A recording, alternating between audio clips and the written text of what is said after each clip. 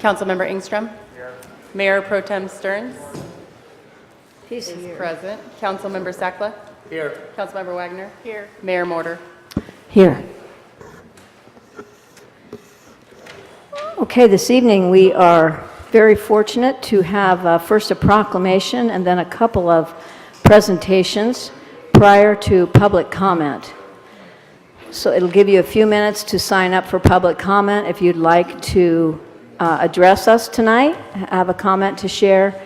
And I'd like to ask you, if you want to make a comment about something other than Crystal Geyser, I'll ask you to come up first. We have some folks who've come here from a long distance, and I'd like to get them on the road home. But so be mindful of that. That if you'd like to speak about something other than Crystal Geyser, we'll ask you to make your public comment first.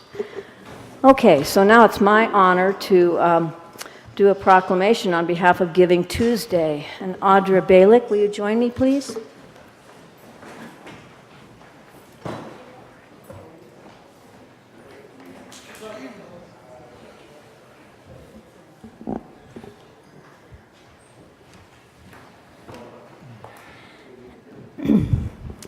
Well, Audra, you've certainly done your share of these over the years, haven't you? For those of you who don't know, Audra was a council member and mayor for, 8 years? So let me begin by reading this, and then I've asked Audra to make a few additional comments about details. This is a proclamation on behalf of North State Giving Tuesday. Whereas Giving Tuesday was established in 2011 as a national day of giving on the Tuesday following Thanksgiving, and whereas North State Giving Tuesday is a regional event organized by Shasta Regional Community Foundation as a celebration of philanthropy and volunteerism for the benefit of local nonprofit organizations. And whereas Shasta Regional Community Foundation hosts the online giving platform at www.northstategives.org between the hours of 6 a.m. and 8 p.m. on November 28th, with incentives for participating nonprofits provided by the Nodal Family Endowment Fund and area businesses. And whereas North State Giving Tuesday is a day where citizens work together to share commitments, rally for favorite causes, and promote many local nonprofit organizations that build stronger communities. And whereas it is fitting and proper on North State Giving Tuesday and on every day to recognize and raise awareness of the tremendous impact of philanthropy, volunteerism, and community service in the city of Mount Shasta. Now, therefore, I, Kathy Mortar, Mayor of the City of Mount Shasta, do hereby proclaim November 28th, 2017, as North State Giving Tuesday in the city of Mount Shasta, and encourage all citizens to join together to give back to our community in any way that is personally meaningful. So I've asked Audra, who is the Development and Communications Officer for Shasta Regional Foundation, to speak a little bit, give us a few more details about how we can participate. And thank you for your leadership. Thank you. Good evening.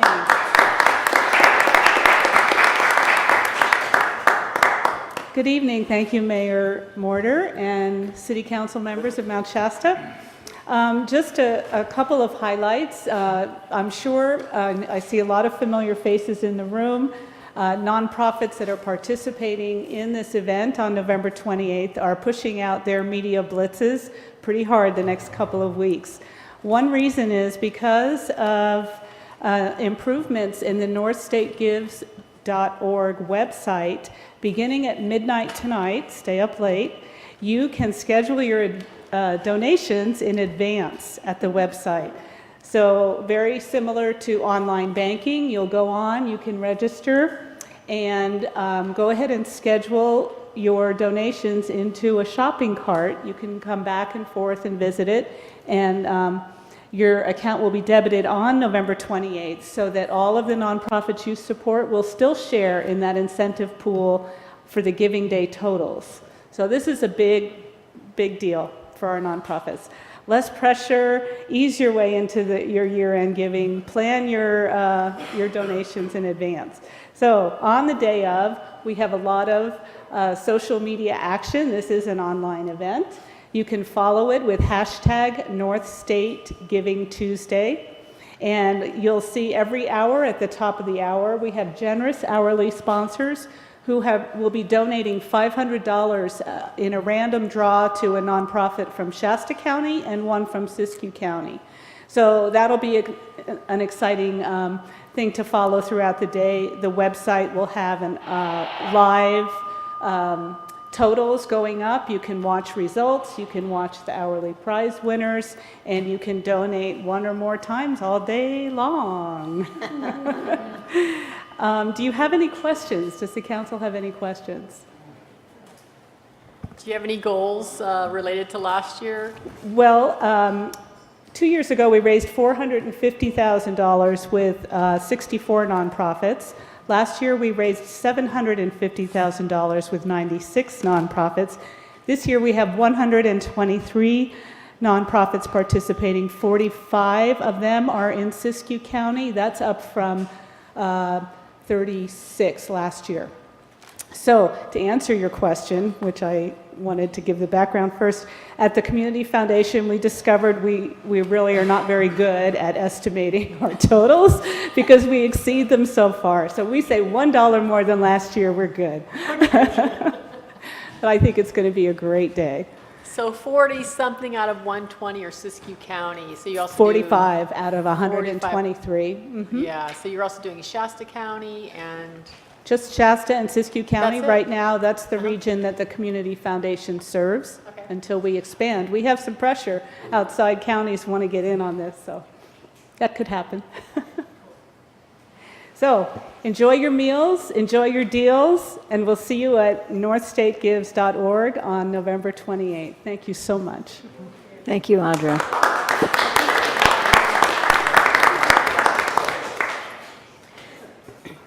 And now I have the pleasure of introducing a team.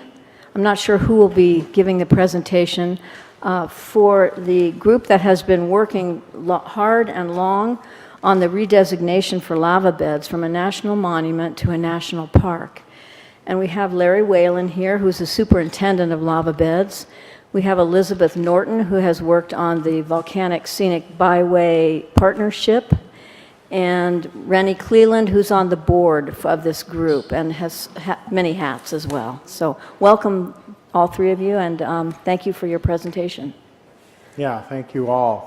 I thank the council for inviting us here. Lava beds is, of course, in eastern Siskiyou County, and it's quite a bit drier than it is here, but this was lovely driving over here this afternoon. Before I turn it over to Liz, though, I just wanted to put a few facts out there for you. One, I will be glad to answer any questions you have about this presentation. It's merely informational. And I wanted to reach out a little bit on our visitation.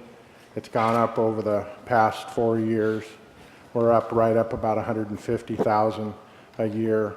And we're getting busier and busier in the winter season or the shoulder seasons. But anyway, I'll save those questions for later. And Liz, you take over. Thank you. We have a PowerPoint presentation, so do you turn your chairs around? Or? Yes, we do. And then the lights are a little bit bright.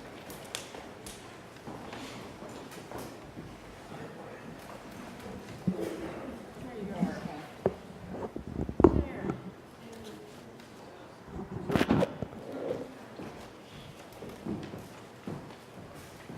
Well, good evening, City Council members. Again, my name is Elizabeth Norton. I'm the president of the Volcanic Legacy Community Partnership, and I live in Susanville. Can you use Paul's microphone? We can't hear you. There's a microphone right next to her. I will scoot over closer. Is that better? And you can move Okay. it down. Move the microphone down. This one. There you go. There you go. Okay. So we've been working on the proposed designation of Lava Beds National Monument to a national park since last year. And that effort began back in 2016. The Volcanic Legacy Community Partnership is preparing an update to the corridor management plan. The byway is 500 miles. It's bookended by Crater Lake National Park in the north and Lassen Volcanic National Park in the south. And Lava Beds is right about in the middle of the 500-mile byway. The first 120 miles of the byway was designated in Oregon back in 1998, and so they prepared a separate corridor management plan for that 120 miles. And then the California section, about 380 miles, was designated in 2003, and they had a separate management plan for the corridor section, or the California section. So they're getting a little dated, and that's why we decided we need to refresh them and update them, and we want to consolidate both the Oregon section and the California section into one corridor management plan. And that'll be finished in 2018, early 2018. But we started last year. We had 5 community listening sessions, a couple in Oregon and 3 in California. One was right here in Mount Shasta. And one of the common themes that we heard when we had those listening sessions is that people were interested in the potential designation of the monument as a national park. And therefore, we would have 3 national parks along the byway. The monument would be our nation's 60th national park if it's designated. It's, how many of you have been to Lava Beds National Monument? Okay, a lot of you, that's good. That's great. It's a wonderful place. It's on the northern flank of the Medicine Lake volcano, which that volcano is 770 square miles. It's actually larger in volume than towering Mount Shasta. So it's the second largest composite volcano in the Cascade Range, second after Newberry Crater. But it's just an amazing place to visit. It has numerous features there, including the geologic icon of Petroglyph Point, Captain Jack's Stronghold. It has many lava tubes, caves to explore, cinder cones to summit, spatter cones. This is Petroglyph Point. The area is very important to 3 tribes. Indigenous people have lived in this area for thousands of years, and Petroglyph Point is one of the biggest rock panels of indigenous art that you can find anywhere. So it's very important to the Modoc tribe, the Klamath tribe, as well as the Pit River tribe. The park's visitation over time, it's collected by the Statistical Research Unit of the National Park Service, so these figures are pretty accurate. So there's some years it's been up to almost 180,000. In 2016, it was about 128,000. And I don't know, Larry can mention what it is today. It sounds like it's up quite a bit to about 150,000 in 2017. But these visitors are economically important to the gateway communities of the Lava Beds region. They spent an estimated $5.4 million within the local region, and which supported 74 jobs, $2 million in labor income, and $3.3 million in value added. That's a total of $5.9 million in economic output to these gateway communities, primarily Tule Lake, the Klamath Falls, Malin, Doris, Mount Shasta, McLeod, and even Bernie are considered gateway communities to Lava Beds. So if you take a look at some of the census data associated with these gateway communities in terms of the population, but taking a look at the second row, the median household income, third row, persons in poverty, and the last one, the educational attainment, These communities, many of them are in a transition from resource-based manufacturing and field work in terms of timber jobs for some of these communities, or agricultural employment. But you can take a look at Tule Lake with persons in poverty at 27.3%, or Doris at 32.3% compared to the rest of Siskiyou County or the rest of California. There's quite a differential between the health and wealth of some of these communities compared to the rest of the county or the rest of the state. So visitor expenditures are pretty important to these communities in terms of providing income and a family wage job. And one thing we feel that with the designation of the monument as a national park, that incrementally over time, there's a lot of interest in people visiting all 60 national parks in the country, and that visitation and therefore visitor expenditures will increase, creating more local jobs and more economic revitalization for communities like Tule Lake and Doris. There's a lot of discussion of pros and cons about the proposed designation.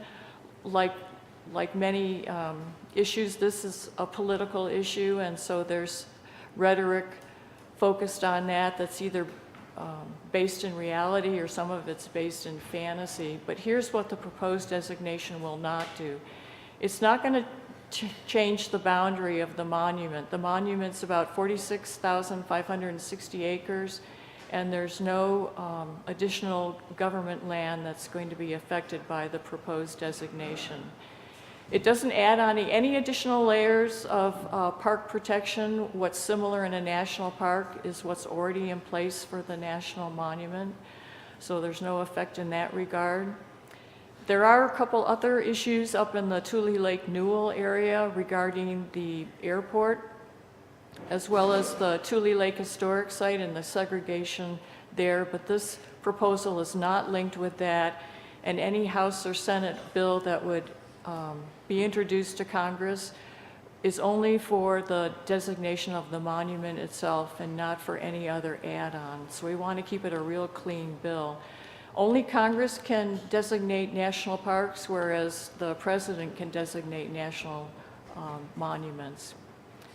Visitor safety, the cultural natural resource protections are still the Park Service's highest priorities, and that's a concern with indigenous people. The tribes are concerned about if there's going to be increased visitation, there could be therefore increased possibility of vandalism of very significant cultural sites for the tribes. So they're not on board yet with the park designation for that reason. And Larry indicated that there's plenty of visitor capacity at the park in terms of the facilities that they offer for day use activities as well as overnight camping. So visitation could increase incrementally over time, and there shouldn't be an impact as far as the Park Service needing to consider additional facility development. So we believe this designation, our organization is part of a grassroots community advocacy group that's been going around to the communities in Southern Oregon and Northern California and just having these listening sessions. We want to work closely with the communities and the tribes to make sure this is something that everyone can be on board with, and that we're all working for common goals and a common vision. We do think it's going to have some economic benefits in terms of revitalization of the smaller communities around the monument.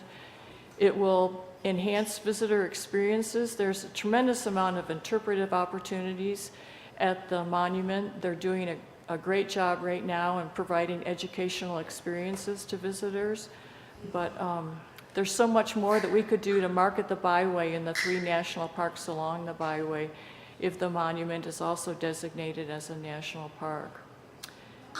People have asked what the cost would be to the Park Service to change the name, and it would be about $98,000 to refresh their website and their brochures and their newsletter and whatnot, but some of these activities are cyclical anyways. They have to reprint these publications on a regular basis. So these are not new costs, these are just ongoing costs that the Park Service incurs. And it does have bi-state, bipartisan community support. Congressman LaMalfa is not on board yet. He would like us to have consensus with the tribes, and that's something that we're going to be working on with the interest of the tribes over the course of the next several months too, is develop that common community and tribal vision for the Lower Klamath Basin area. So we're going to have continuation of meetings like we're having here in Malin, Tule Lake, Doris, Weed, and Wairika. We have reached out to the tribes and asked if they would like to get together in a facilitated meeting and talk about the common ground that we can achieve. And then we have a new senator in California, Kamala Harris, and so we want to brief her staff too about the proposal. So we'd like to make this happen. We think it's good for the public. We think it's good for the communities. It's just a wonderful resource. It'd be quite a feather in Siskiyou County's hat to have one of 60 national parks in this county. So we're going to do some more outreach and see where it takes us. So Rennie and Larry and I are happy to answer any questions that you may have. And if you feel so inclined and would like to write a letter of endorsement for continuing to explore this designation proposal, we'd be very happy to receive it. You're welcome.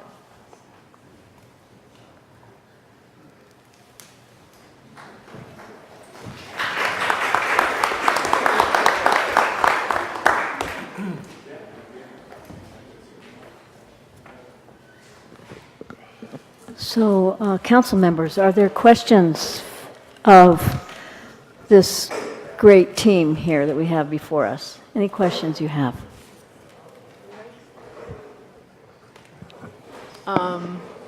Thank you for your presentation. It's very nicely done. I appreciate your efforts. Tell me a little more detail about how you're going to approach that common vision between the community and the tribes. And do you have more detail on that?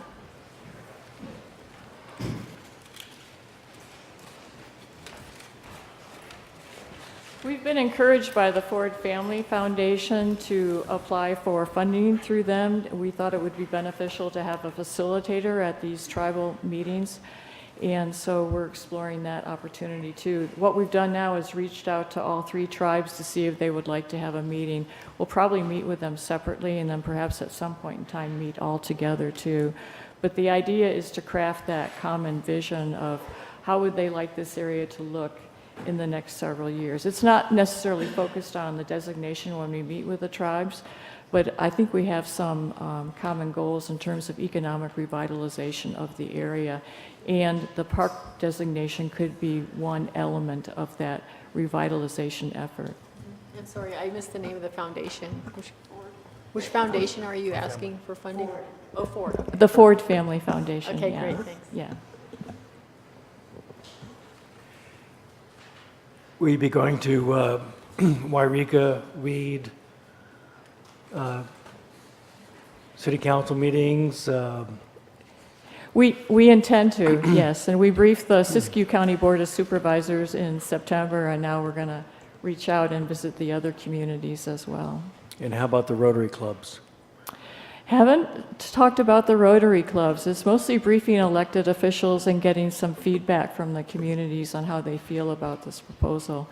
And except for the tribes, everyone is pretty much on board with it. But we want to do some broader outreach. We did have 2 field trips this past year in April and May, and so they were well attended, and that was a good way to share information about the proposal and also enjoy all the park features while we were out there.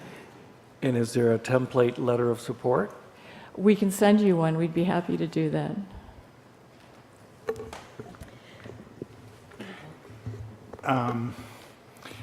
how does the current administration in Washington feel about expanding parks?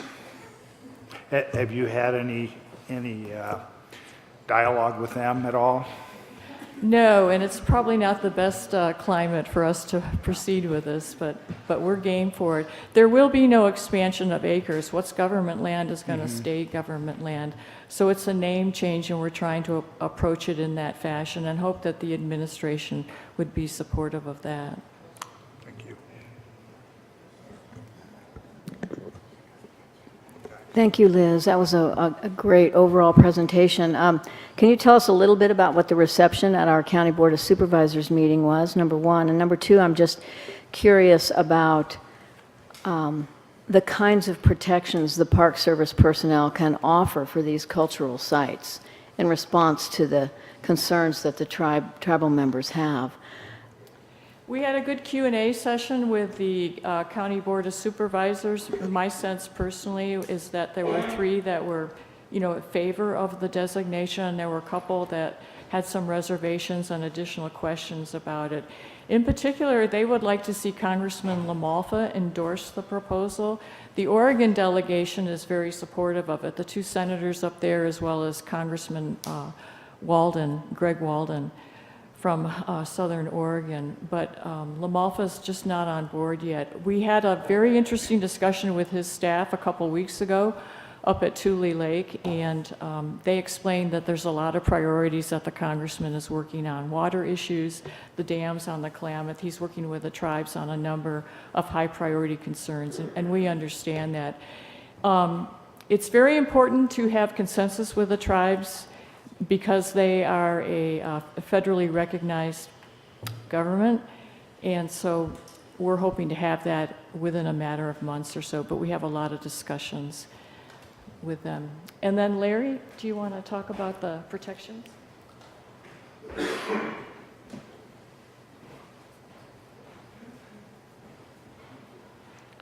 Well, of course, the site has full protection. However, there are points of different access to these cultural sites. Some of them are remote, some of them are relatively unknown. Liz showed you a picture of Petroglyph Point. Has a lot of public access. There's a fence, there's signing that's needed. So there's a lot of different levels of work that we do and have to continue to do to ensure that those sites aren't removed or damaged. We have a lot of gun shooting and shots fired into those petroglyphs. So that's something that our law enforcement works on. We've had cases that we've had against people that have done that, but it depends on the access to those sites, how well they end up being protected. Thank you. And one of the question I have, Larry, is I was a little surprised to see that lava beds, having been there many times, would qualify for a national park over a national monument. Could you shed some light a little bit on what the criteria are and why it does fit the criteria to be of national park status? Yeah, it's all about national significance. And mainly the geologic features there rise it up, but also the cultural features.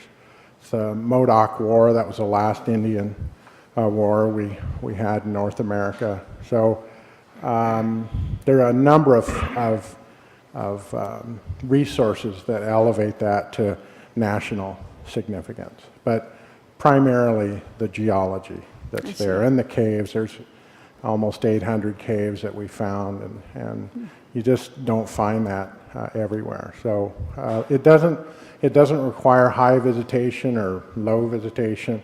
It's really that national significance that I look for in it. And it's had it. Other units, Pinnacles National Monument, National Park, just got the park designation. So, and they're about the same age, been around about the same time. So, yeah. Great, thank you. Well, I think we could all agree that we're very lucky to live in this region with the kind of amazing geology and other kinds of diversity that we get to enjoy here.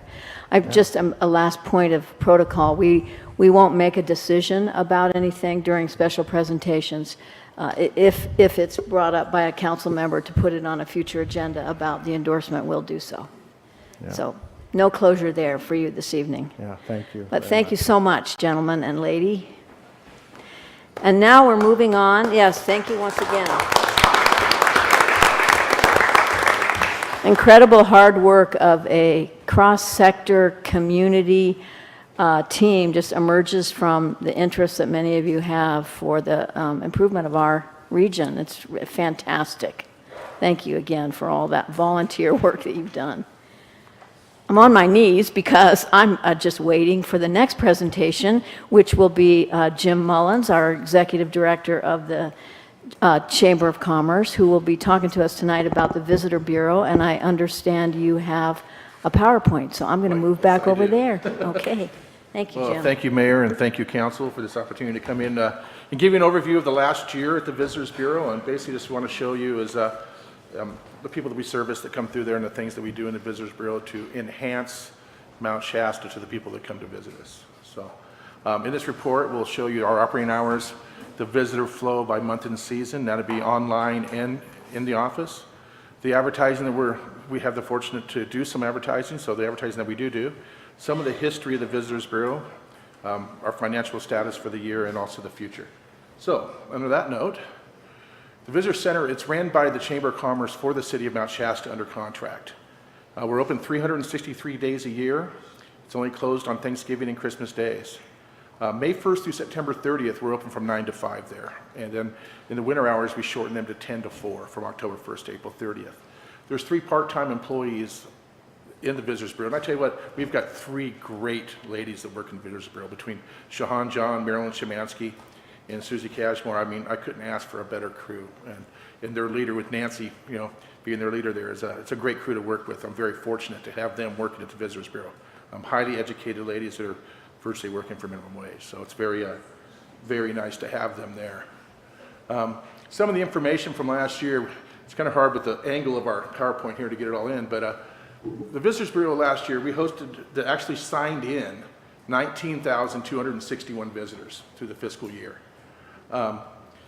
That's 7 days a week, except for Christmas and New Year's Day, which I stated earlier, and then also the hours there. They give great customer service, they answer questions, they give directions to area attractions, restaurants, stores, businesses, fill their time up while they're in Mount Shasta. And it goes, they show more than just the city of Mount Shasta. I mean, we send people to, the waterfalls all over Dunsmuir, McLeod. We send them to the lava beds. I mean, our sphere of influence from the Visitors Bureau isn't just Mount Shasta. We try to hold them here as much as we can, but we want to make sure they're staying in Mount Shasta, but they're visiting the other things. That's one of our main goals. On the bottom here, it's kind of hard for you to see. I'll try to make an adjustment here, but you can see what our attendance comes through and then the seasonal changes. Like October of last year, we had 1,280 visitors registered through. Then it went down to 884, 866.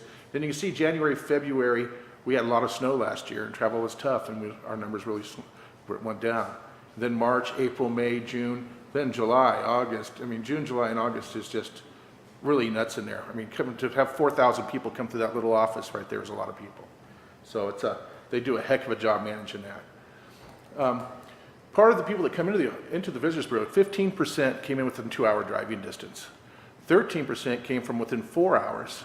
Then we go up to 26% were Californians, and then 46% of the visitors there come from more than a 6-hour distance. Of all those visitors, 15% of them were foreign visitors, with Canada leading the way, with Great Britain, a big increase in Japanese visitors, France, Germany, Australia, New Zealand, China, and Switzerland, Israel, and just about every place on the globe comes to see Mount Shasta. So it's really interesting to spend some time in there, and I welcome you all to come down and spend a shift in the Visitors Bureau and really see the folks that come through there. It's really interesting. We had 25 different groups requesting information for group travel to here, and we try to service them all as we can, and we host them, quite a bit of those groups that come through, and we do give them information, where to stay, where to sleep, and all that kind of stuff through the Visitors Bureau. We had 75 email requests for that type of information, and about 733 logged telephone inquiries for the same type of thing. Websites, since I came on board 3 years ago, we rebuilt the websites, okay, and really marketed them hard, okay. Our Mount Shasta Chamber, which is our commerce site, basically is 107,000 visitors this last 12-month period. But our Visit Mount Shasta site is the one we promote, we advertise, and it's where to sleep, where to eat, what to do, where to stay, is what that site's all about. And that generated this last year over 250,000 visits to that site, which I think there's still room for improvement there, and I hope to even move that number higher. The top 10 visiting cities on the website, y'all, is San Francisco, by far the Bay Area, is our leader for looking at us. And what that tells you is they're looking for that alternative to Lake Tahoe. They're looking for someplace else to go, and we want to make Mount Shasta that place for them. LA, big inquiries from LA, really moved up the list. Sacramento this last year has moved up the list quite a bit. Of course, then we have Reading inquiring about Mount Shasta, and then we have Mount Shasta itself, which a lot of those logons come by cell phone through the kiosk at City Hall. So that's why the Mount Shasta one moves up to scale there.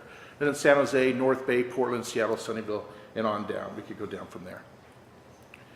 The top 10 countries visiting us, foreign visitors, of course, you know, USA visitors number 1, but Canada's number 2, UK was number 3, Brazilians, Australia, Japan, India, the Netherlands, and Mexico. So you can see that we do have a broad scope of visitors from all over the country. And then we ask a simple question when we log folks in, we ask them a question is, why have you come to Mount Shasta? Out of the 19,600 people that came into our visitor bureau and logged in, over 15,000 of them took the survey.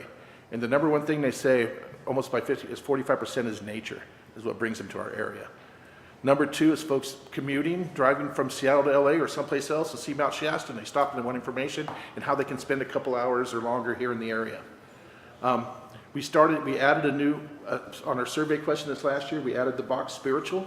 And of course, it's number 3 on our list, with 13% of our visitors that are actually coming to Mount Shasta through the Visitors Bureau on a spiritual connection.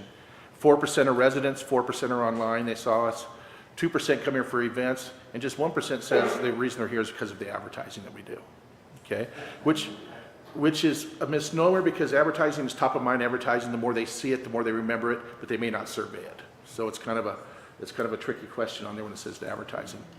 Some of the advertising that we do, Collier Interpretive Center, we do the visitors, we have a whole list we have a big poster, and then we got rack cards, and we have a lot of our merchandise in there is our visitors guides and also our directories. The California Welcome Center in Anderson is the same. I serve on the board of directors there of Shasta Cascade Wonderland Association, which also manages that Visitors Bureau also, which is located down in Anderson. So I also serve on that board of that Welcome Center. We have a lot of stuff there disseminating information there. We put together our business directory. We published 6,500 copies and distributed those.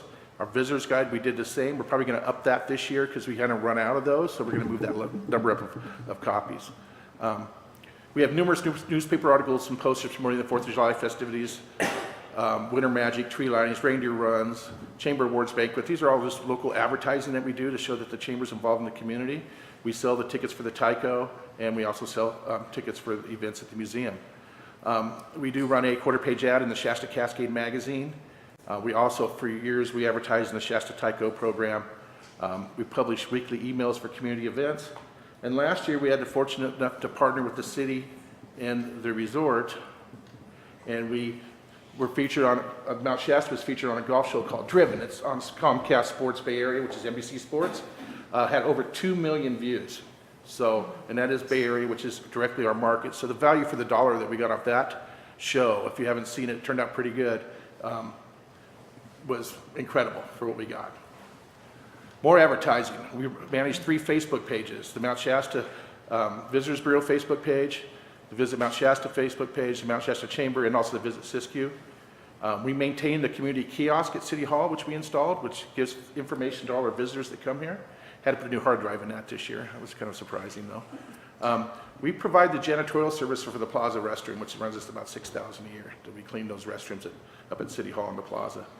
I was interviewed for various articles in travel magazines. I do that through the Shasta Cascade Wonderland Association, which helps us book a lot of our travel we have here with our tours with the Japanese tourists. Also serve on the board of the Shasta Cascade Educational Foundation, the Wonderland Association, the C2C, OrCal-RC in DC, and then the Mount Shasta CDAC Committee. And also I'm sitting in Team Shasta now since Brett's left the organization. So as you can see, we sit on various different community boards throughout the area. And once again, we have 3 Visitor Bureau staff members, 1 administrative assistant, and 1 executive director. These are some of the things we do for advertising. If you notice the left there, that's an article out of a Japanese magazine that we were featured in. And that's me actually in the corner. I can't read what it says, so I don't know what they say about me, but, but that was a full spread in the top leading Japanese travel magazine that I worked with those reporters last year on. And this is our simple rat card, which we have placed everywhere, promoting Mount Shasta as a four-season destination. And that's some of our stuff. This is an ad we run. It'll be in the Shasta Cascade magazine this year. It also runs in the Bernie Falls and the Castle Craig's papers for the Forest Service, which is basically state parks, I'm sorry. And basically what that does, we want to show them they can log on to visit shasta.com and find everything they need. And that's driving traffic to our website once again, which we kind of focus on in our advertising because of all our information we want to share is located right there. A little bit of history on the Visitor Bureau, how it operates. It's under contract with the city of Mount Shasta. The furthest contract dates back I could find was 2002. It was supported by the TOT funds. At that time, they were receiving 18% of the total TOT collected. In 2008, the Visitor Bureau was supported with $83,000 in funding. The same contract ran through the end of 2008 through 2011. And then in 2008, there was a new contract, and it started with a disseminating amount of TOT support. I don't know if back then the history, if we didn't have tourism, if it was lower, but the percentage went down. And as you can see, also the monetary value that we received to run the Visitors Bureau has decreased also. We're down to now that we get a flat $65,000 a year annually on our latest contract. The financials here I supplied for you also. As you can see, our payroll, our income stats, our gross income runs, it's hard to see back there, but about $93,000. And how do we achieve that after the 65? Is that we did $21,000 in sales in the Visitors Bureau of Mount Shasta merchandise. That is a great year for us, probably one of the best years ever. We run about 100% profit margins, so our cost of sale is probably 11.5 or so on that. So that's another avenue for us to try to support the Visitors Bureau. We also do some other advertising income, which is about $7,000 worth. It's just basically a pass-through that we're doing advertising, and it's a co-op type deal. And then, so it puts us about $93,000 operating income.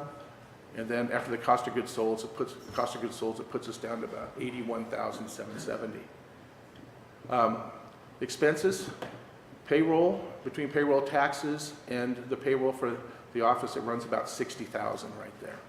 You minus the net 6,000 restrooms, we actually have a $59,000 assistance on that. So you can see we have a shortfall there.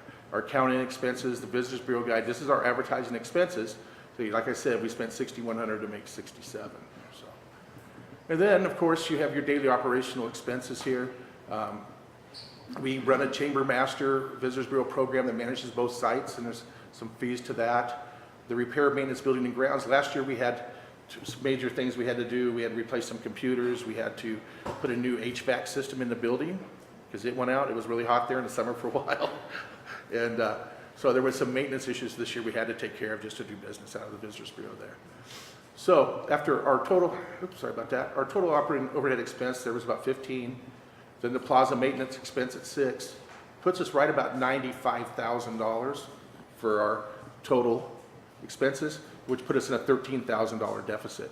Of course, I'm messing up on this somehow. Get this back up here. So you see that deficit is made up by the chamber operations.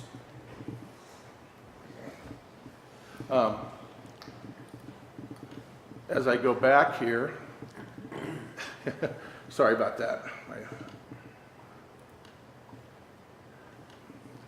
Targets, recently we did a deal through the North State with Jedi, which I helped sponsor, is our targets opportunity looking for growth in our region. And the number one thing that came out of that, the number one source of growth would be tourism. Number two source of that was also restaurants and shops and stuff like that, which directly results to tourism. So I thought I'd share that with you for the value of the Visitors Bureau. And then I want to share with you the future. This is something we've been working on. We've got our artist renderings done. We've got two different type of modes here we're looking at. This is the same square footage and the same space that we're on now, believe it or not. Back looking at it, looking at the mountain, and then the other view there. Hopefully in the future this will come true. It's going to be a project that Kevin and I will be working on this year diligently. and a lot of fundraising to do. This is a public-private partnership. We are on city property, so it's going to have to be a public-private partnership with me raising the funds and doing the fundraising to try to build this beautiful building for the city. So that's something in the future we're really looking forward to. It's going to take a lot of effort and a lot of help from everybody, but that's about it.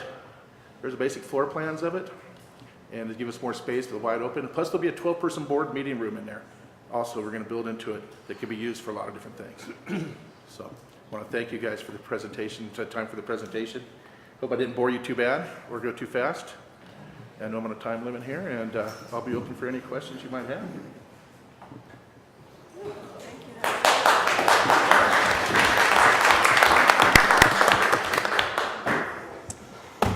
You mentioned DC and RC. Is that district chamber, regional chamber? What is that? That's Orcal Resource Conservation District. Oh, Yeah, resource RC, conservation. yeah, which, Randy, is he here? Rennie's there. Randy can tell you exactly. Randy's the president of the board. Okay. And, but that's who's working on the grants with me. Oh, Right, to get the grant money. So that's who I partnered with on that. Can't do it all myself, so they have better expertise than I do. Is it Art Resource Conservation and Development? Yeah, and the area council, so it's all volunteers pretty much. We have one executive director, one staff. Thank you, Rennie. So before we get to take questions from council for you, Jim, I wonder if Kevin Flynn, who's the president now of the chamber, if you have anything to add.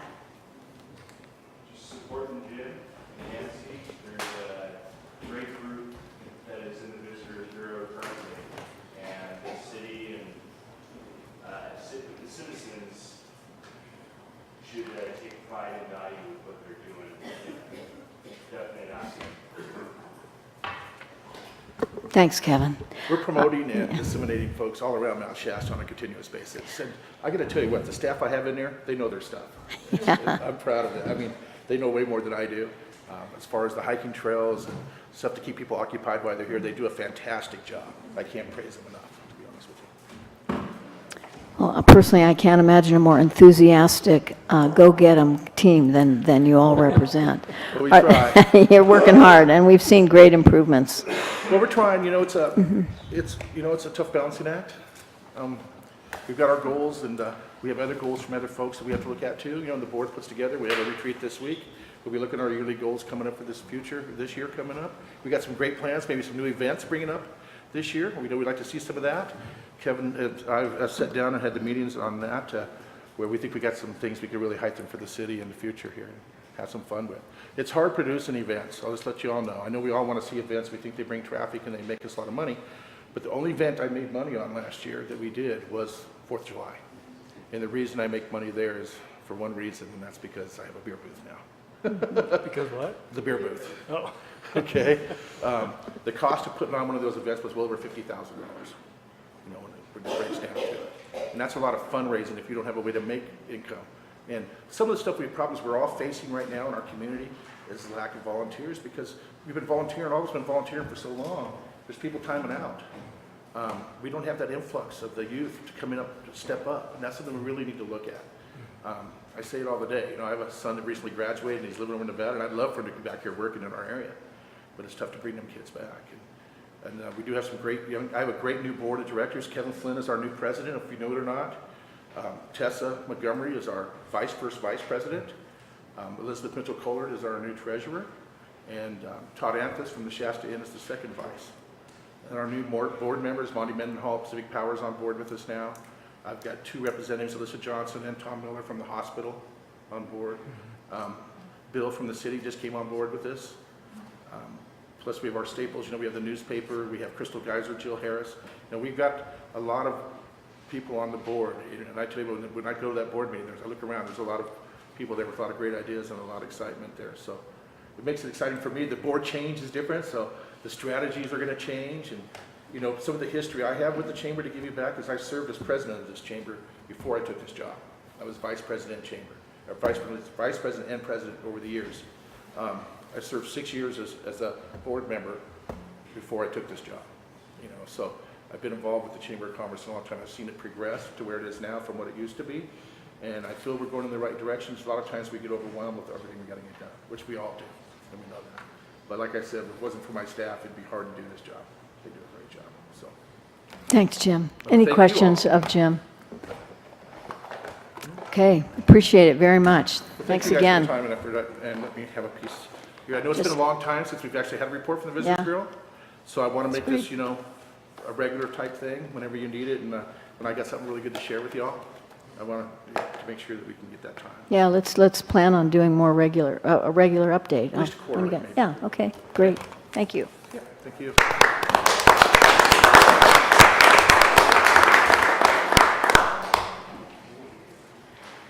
Okay, some wonderful presentations. Thank you all for your patience.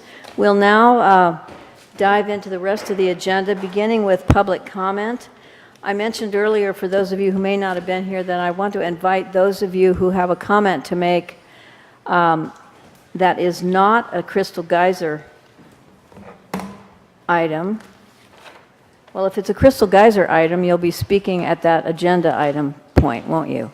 So I was confused, temporarily confused. So Should I make my motions now? yes, go ahead and make your motion, Barb. Okay. I wanted to make a motion to remove item 14 from the agenda. I feel that it's a little premature to be talking about solar panels. There's lack of information on how to direct staff, from what I can tell, and also we don't have finances available to purchase or pay for this effort. So I would move to remove or move to postpone for more information.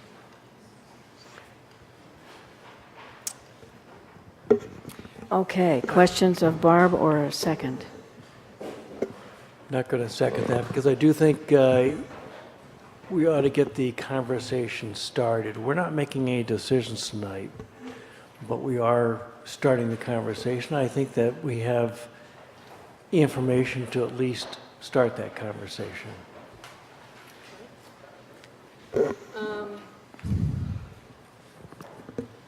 The next motion would be then move to postpone item number 9. Wait, Barb, hold it. So is there a second to Barb's motion about dropping item, that solar panel item? Let's just get closure on Well, I that. didn't hear a second, so I assume there was no second. Yeah, well, You want to hear Okay. more on why I'm making the motion? No, I'd like to hear the presentation and go from there. if you Okay. have, so okay. I understand what you're saying, but I think you can go ahead with it. Okay. And then the other motion is a move to postpone item number 9. Excuse me, folks. No, wait, just wait a minute, you know. This is an amendment proposal that Barb's making to delay the discussion of this, and the council will vote on whether we agree about that. So Barb, go ahead and say more. Yeah, the reason for this motion is because I believe the action is based on some evidence that we haven't actually read or been privy to, and that is the transcription of the city manager's comments to the County Planning Commission. I think this is an action based on his statement at that meeting, and I have not seen a document on that. So I feel like we're making a decision based on reported anecdotal evidence based on people that were at that meeting and witnessed a conversation, a statement, and their interpretation of that statement. But we're not really basing a decision on the facts of that meeting. So I am asking for an opportunity to get that transcription so you can make a decision based on data. You're talking about the meeting at which Bruce reported to the Planning Commission. Yes, this action for tonight is based on a verbal statement that he made. It's not based on any written letter that he submitted. It's based on his verbal statement solely. Okay, understood.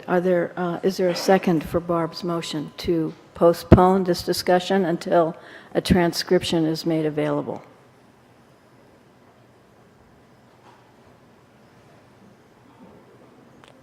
No, I guess the motion fails for lack of a second, Barb.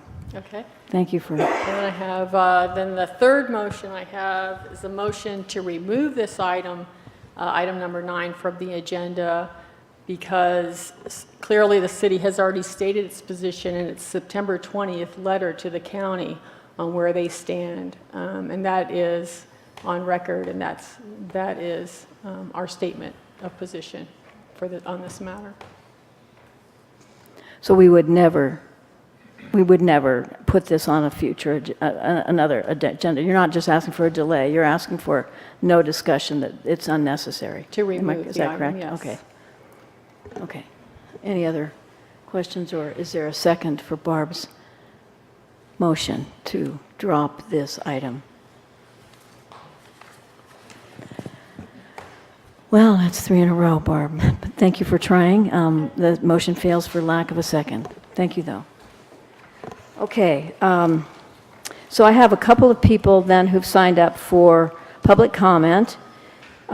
First of which is Rosalind McCoy, and second of which is John Kennedy. So you're welcome to come up now, Rosalind. Geneva for number 4. Rosalind Oh, yes, you are. Thank you. McCoy, Mount Shasta.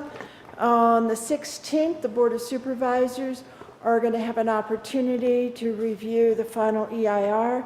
And on the 14th, at the library at 7 o'clock, we're going to hold a public forum to discuss the 3-minute comments and how to present them in the best way, have feedback on how to really participate in this forum. So again, it's going to be on the 14th at 7 o'clock at the public library here in Mount Shasta. And all are welcome to come and join us. And who's the us? Us. Who's the us? You're welcome to come too. So no, he's wondering who's we putting this on, Rosalind? We advocate thorough environmental review. We're going to be sponsoring this. So, We are a nonprofit group. so Yes. thank you. Yeah. Okay. Thank So you it's for water. clarifying. It's water that's putting this on for the public to participate. Right. Okay. And we haven't been working with Open for Business, but everyone is welcome to come and discuss points on this. Thank you very much. Thank you, Rosalind. Okay, next John Kennedy and then Geneva. Hi, my name's John Kennedy. I live in Mount Shasta. I'm going to read this. It goes faster. Last Thursday, I attended the meeting in Weed, the city council meeting, to hear about the new proposed Love's fuel station that is looking at opening on the south end of Weed. There was a full house of about 40 people in attendance who also wanted to see what was going to happen. I was impressed by some of the comments made by the city manager, Ron Stock. He explained that at this time, Weed is the fastest growing city in Siskiyou County. It is a thriving community, and to continue to be so, it needs to keep expanding. This was all started about 25 years ago with the general plan, and that the area where the expansion is happening has been zoned commercial, and that the city has spent millions of dollars in the infrastructure to make this happen. He also stated that if the city wants to thrive, as it has, it needs to continue to develop new businesses. This new expansion continues to provide a cash flow for the city so that it can provide better services for the community. Cash to pay for better police service, better pay, even more officers, more funds for street and sidewalk repair, more money for sewer and water upgrades, more funds to pay for wage increases, increases in insurance and retirement, improved fire services, fire trucks and equipment. He stated that the city can continue to thrive if the community wants. By allowing the city to expand, or they can change and be like the city of Mount Shasta, which has halted all expansion and development and suffered with a decrease in city services. Like Mount Shasta, that has gotten to the point where it doesn't even have its own night police dispatch and has been operating for years, short one officer for quite some time. I thought that this was very eye-opening that the city manager of another city could see what is happening here in our community, but our own citizens cannot see that we are slowly dying on the vine. Thank you, John. Okay, Geneva, would you like to come up, please? Yeah, that's right. Thank you. Thanks for the reminder. I'm asking you not to applaud, just because of the degree to which it may make some folks feel uncomfortable to come up and speak about an opposing position. I like how it is you've done silent hands before. If you want to show your approval of what's been said, that's much less disruptive. So I appreciate your participation in that agreement. Thank you. Geneva Ullman, Hammond Ranch. I want to thank you all for your proclamation supporting North State Giving Tuesday. I participate in more than one organization that's very grateful to Shasta Regional Foundation for organizing this event to help the nonprofits in our community prosper. This year, We Advocate Thorough Environmental Review is participating in the North State Giving Tuesday online event. And we're asking for the community's support. For the past 4 years, Water has been a leader in the campaign to challenge a certain beverage bottling plant's plans to set up an industrial operation next to Mount Shasta City for producing plastic bottled beverages from unregulated amounts of groundwater that they extract from under Mount Shasta. Water and numerous expert consultants have studied the EIR for this project in great detail. We find it completely inadequate from a scientific point of view, and it fails to protect the public from significant negative environmental, economic, and social impacts. We will continue to demand a quality environmental study that addresses the public's concerns. In addition, we are participating in Mount Shasta City's general plan revision process to advocate for long-range community planning and regenerative practices to promote a thriving community. We will continue to offer the community volunteer opportunities and educational events to promote effective, constructive, and impactful participation in local governance. We invite the public to support these activities with a donation at northstategives.org/CA Water on November 28th. And remember, you can start making your, scheduling your donations at midnight tonight. Thank you so much. Thank you, Geneva. Nice hands, thank you. Okay, are there others of you who would like to make a comment regarding something that is not otherwise on the agenda? You're welcome to come up. Bruce? I'd like to thank Jim Mullins for his interesting report on tourism and the visitor center. I'd also just like to point out that Mount Shasta area has as a disc golf aficionado, that Mount Shasta actually has a very good disc golf set of courses, and I think if that was brought more to the general public's attention, that might be a very good draw for this area. We have a course at the north end of Lake Siskiyou. There's actually been a revitalization of the course near the high school behind the football field. And then, of course, there is the University of Out of Bounds, which is the disc golf course at the COS. And I think that would be a very good addition to attracting tourism. Also, the summer concerts this year I thought were rather remarkable, and advertising those throughout the state could actually be very good. The music quality was wonderful. And also for nature tourism, there's a website that I've run by Bubba Seuss called hikemtshasta.com, which is an amazing resource for this area, which has a description of every hike available in the Mount Shasta area, and I hope the visitor center sort of can promote those activities. So, but thank you. Thanks much, Bruce. Okay, any other comments before we proceed? Yes, Melinda?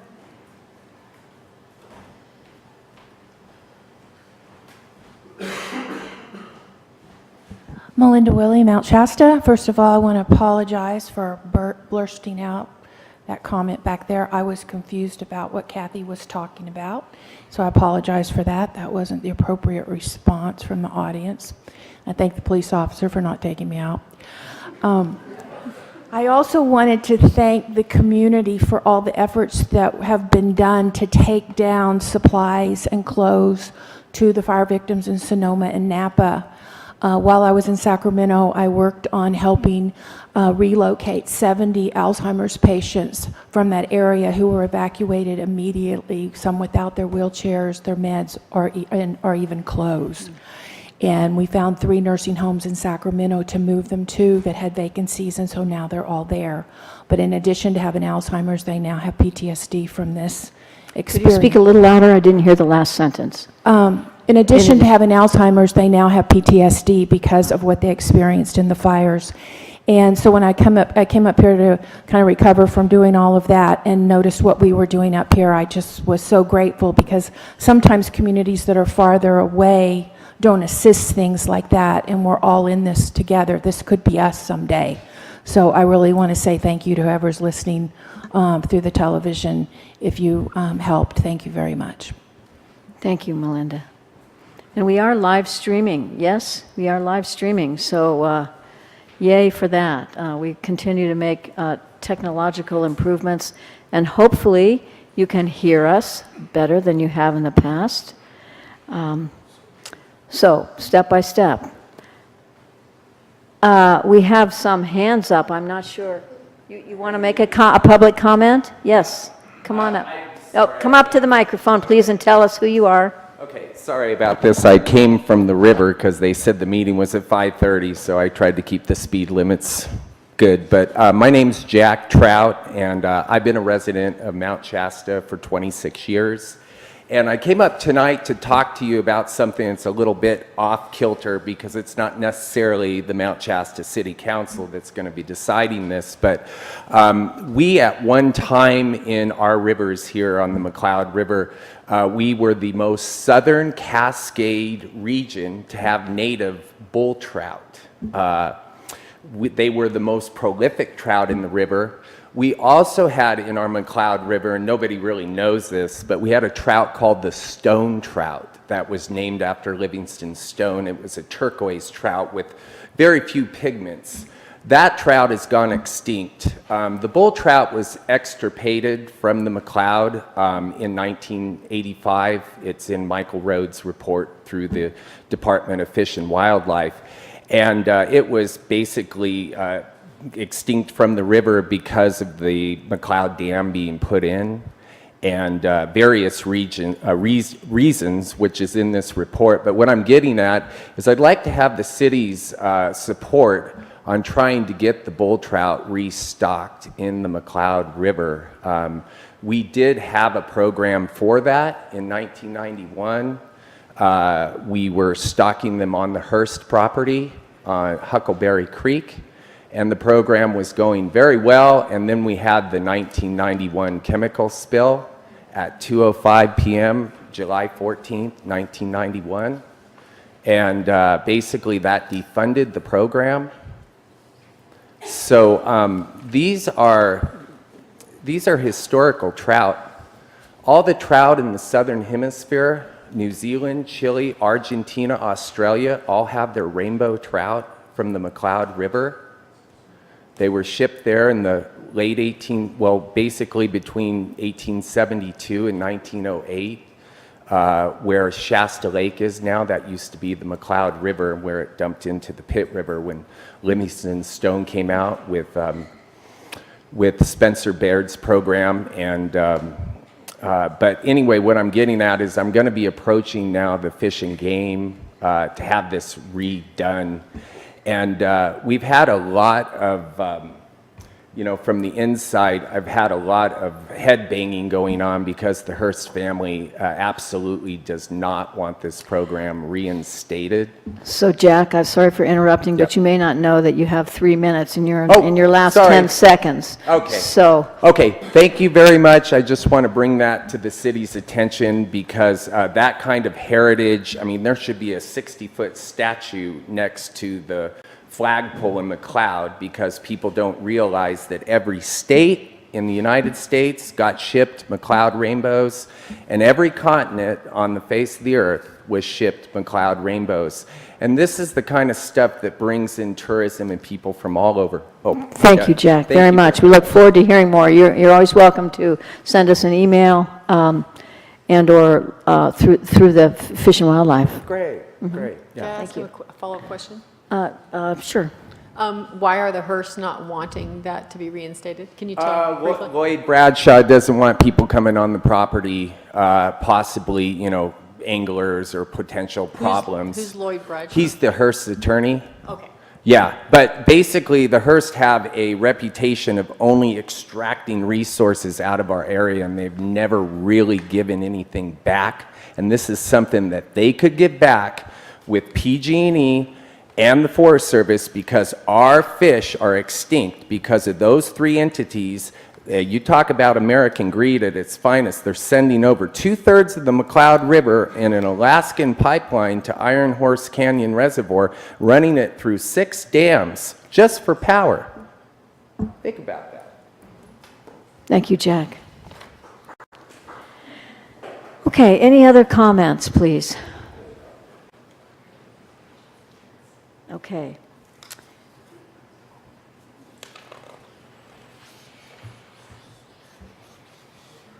I'd like to go now then to council and staff comments, beginning with Bruce Pope. Have you some staff comments for us, Bruce? Yeah, thank you, Mayor Mortar. So in the last couple of weeks, the city staffs have been working on numerous projects, and we have brought to closure the street tree planting project. The trees are now planted, the guards that will protect against, or hopefully protect against the roots coming up and disrupting the sidewalk are in place, and that we've signed off on that project. We are having the Public Works Department put together a plan which will ultimately come through the Planning Commission back to council, identifying future street tree planting opportunities, which would be coordinated through indications from the Rotary Club and from Pacific Power, and a willingness to donate street trees to the city of Mount Shasta. So we're putting that plan together, which will come ultimately for your approval. We also have been working on easements, getting the power up to the chlorination system that is now 90% complete. The portable generator will be installed next week, so our emergency chlorination system will be up and operational. Once the final easement is signed off by the courts, then Pacific Power will pull the power lines up to, and we'll have permanent power on that chlorination system.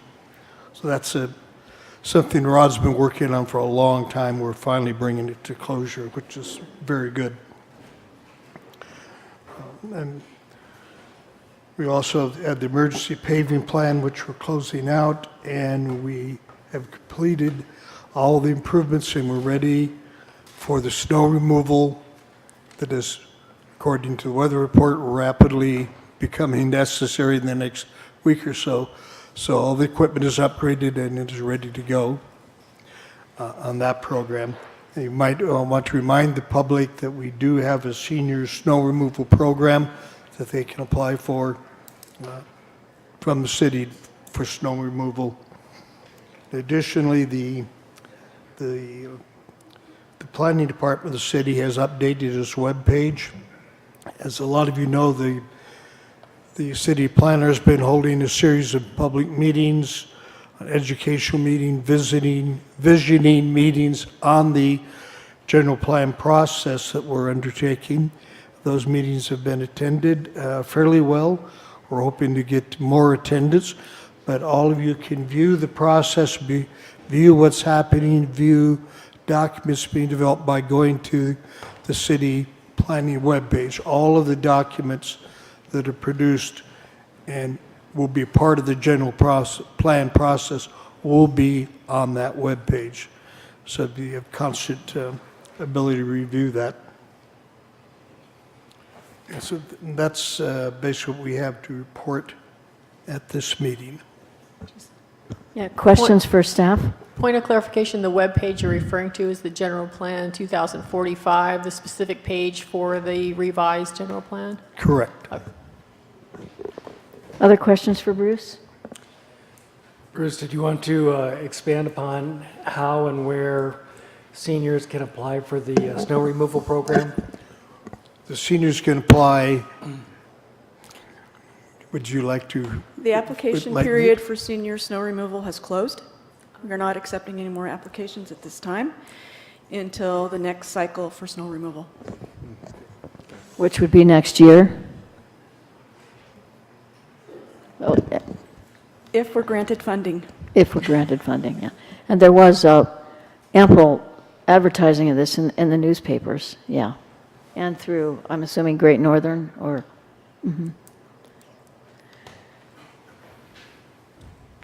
Okay, anything else for Bruce? Questions? Okay, seeing none, how about comments from city council members? Barbara? Yeah, since next meeting we'll be nominating and voting for people for mayor and mayor pro tem, I'm wondering who'd be interested in running for those positions? I don't think that's part of the process. It never has been anyway.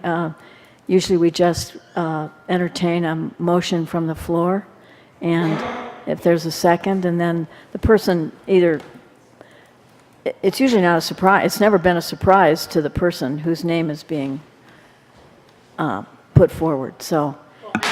I know traditionally mayor pro tem becomes mayor, but that's not necessarily what needs to happen. So I'm wondering if anyone else is interested in being in the mayor position, because we're not allowed to talk to each other outside of meetings, so how would I know who's running, who wants to run otherwise? I'm not sure that's Mayor. a matter for council comment at this point. Yeah, do you have any counsel here, Bruce or Kathy, in terms of protocol? Well, the question for the council is on the agenda for the 27th of this month, when you normally select your mayor pro tem position. The council is elected by the public. You're 5 independent council members. And under the law, you are allowed to select one of your seated members to serve as mayor and one to serve as mayor pro tem. You set the date for that, and it's purely a council decision of who you want to basically run your meetings for you, and who you want the pro tem or the backup mayor to be. Thank you. So should there be somebody nominated who doesn't want to run, they can make it clear at that time. Yeah. So that's how we've done it in the past, Barbara. It's worked. Okay, thank you. Okay, other comments from council members? I thought we had some really encouraging presentations tonight. The lava beds is really interesting. If we can get buy-in from the tribes, it would be, I think, a real beneficial thing for us. And I didn't even know we had disc golf. Thank you, Bruce. And I want to put the Hike Mount Shasta I get on Facebook, and it is absolutely fabulous. I don't even know who the guy is, but I want to applaud his efforts and that this individual puts out for. It's absolutely wonderful. I mean, he ought to run for mayor. He Lives outside city limits. he's outside the city limits, yeah. Lives on Deeds. But I mean, it's wonderful what he puts out. It's incredible. I mean, I don't have enough good things to say about him. And Jack, thank you for the McLeod information. I had no idea about any of that. So the information was great tonight. Thank you.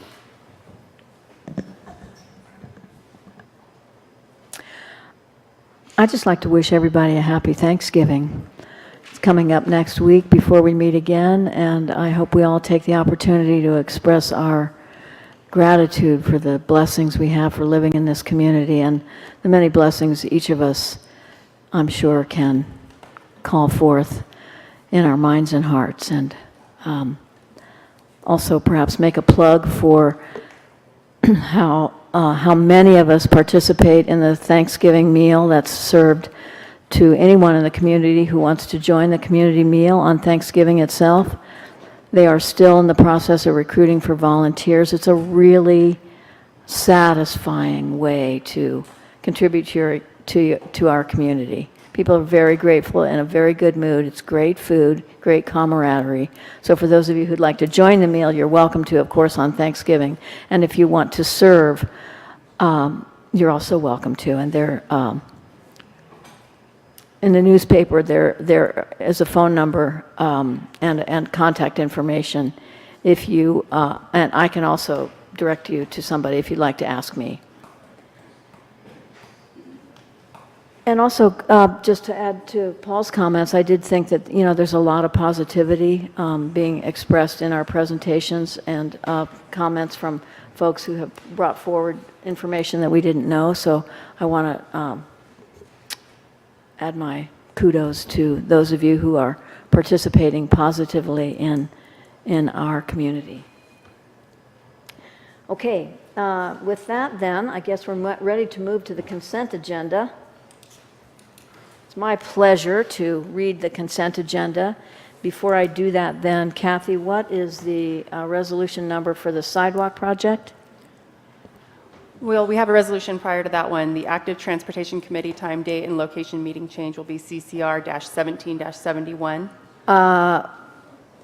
Active transportation is a resolution? Correct. Oh, that's number 71? Correct. And then we follow up with 72 and 73? Correct. Okay, thank you. Okay, so the city manager recommends approval of the following consent agenda items. All resolutions and ordinances on this agenda or added hereto shall be introduced or adopted as applicable by title only, and the full reading thereof is hereby waived. A, approval of minutes, October 23rd, 2017, regular city council meeting. B, acceptance of Brown Act Committee minutes for the Downtown Enhancement Advisory Committee minutes, September 27th, 2017. C, approval of disbursements, accounts payable 1026, and total gross payroll and taxes for the period ending 10/22, 2017. D, Active Transportation Committee time, date, and location meeting change as represented in Resolution CCR-17-71. E, Sidewalk Project Notice of Completion, Resolution CCR 17-72. And F, adopt Resolution CCR 17-73, a resolution of the City Council of the City of Mount Shasta approving the reimbursement of expenditures paid prior to the issuance of obligations for the Tank 1 and Roseburg Water System Improvement Project. Do I have a motion then for approval? I asked to talk about 7E.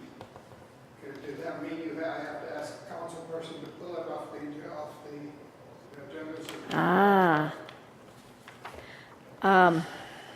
7E would have, Sidewalk project. that should have happened initially as part of public comment. Is that correct? We've never had a comment in my tenure on a consent agenda item. So help me out here.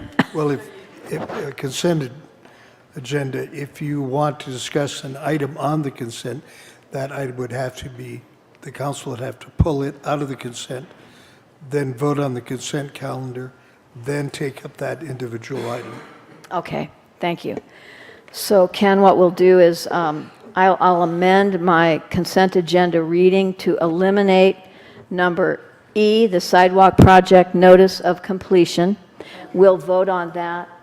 Then we will take that up with your, beginning with your comment. We're not really eliminating it from the consent agenda, but we may be taking that separately. Separately. Oh, okay. Well, from my initial reading, yes, sorry, yes. Okay, so thank you. So that'd be a motion, needs a second?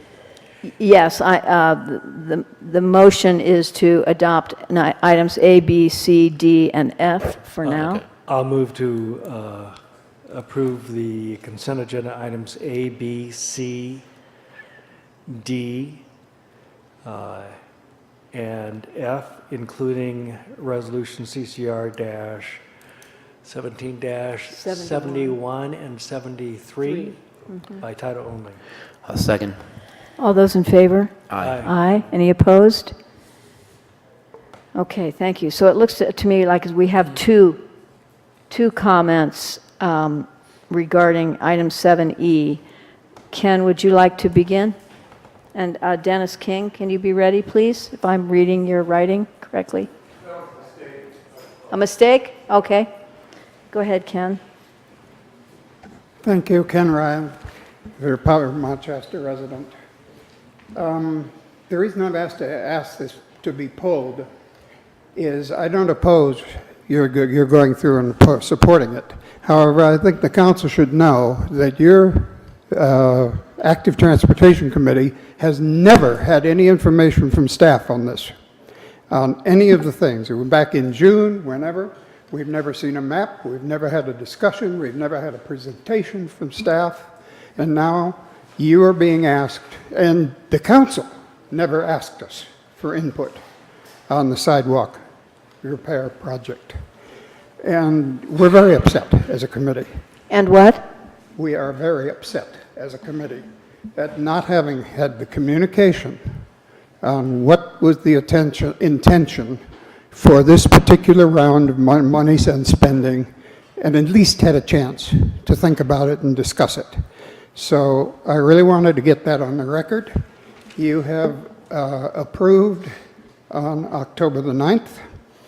You approved funding that the Public Works Director asked for moving some of your new money, that is a small amount, to supporting putting in a new stoplight.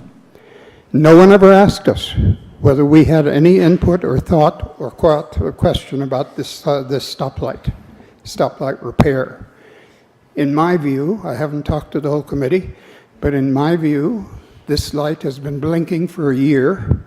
It hasn't been a problem.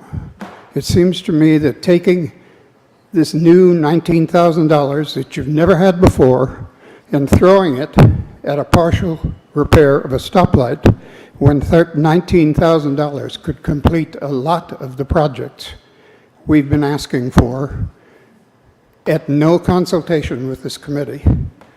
It's very frustrating to be on a committee like that. So, and I will have more comments on this concept when we talk about item 8 on the agenda. I'm not going to get into it at this one, but if it's all right to approve it, go ahead and approve it, but please come to some thought among yourselves on what you want this committee to do, because frankly, it's falling apart. Thank you. Thank you, Ken.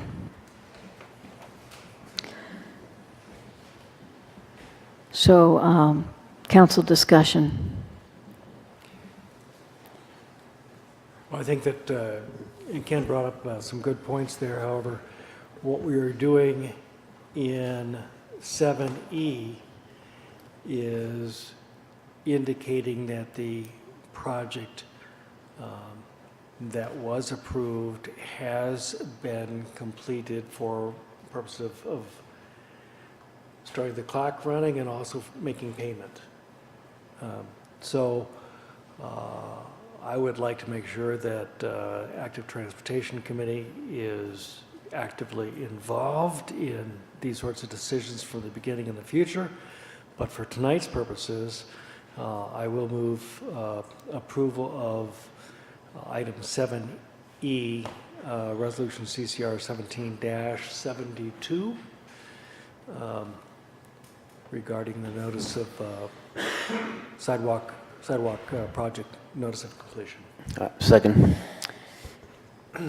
Okay, just as a point of discussion, it has recently come to our attention, Ken, that we have some work to do around clarification of roles and processes for all of our advisory committees, including the Active Transportation Committee.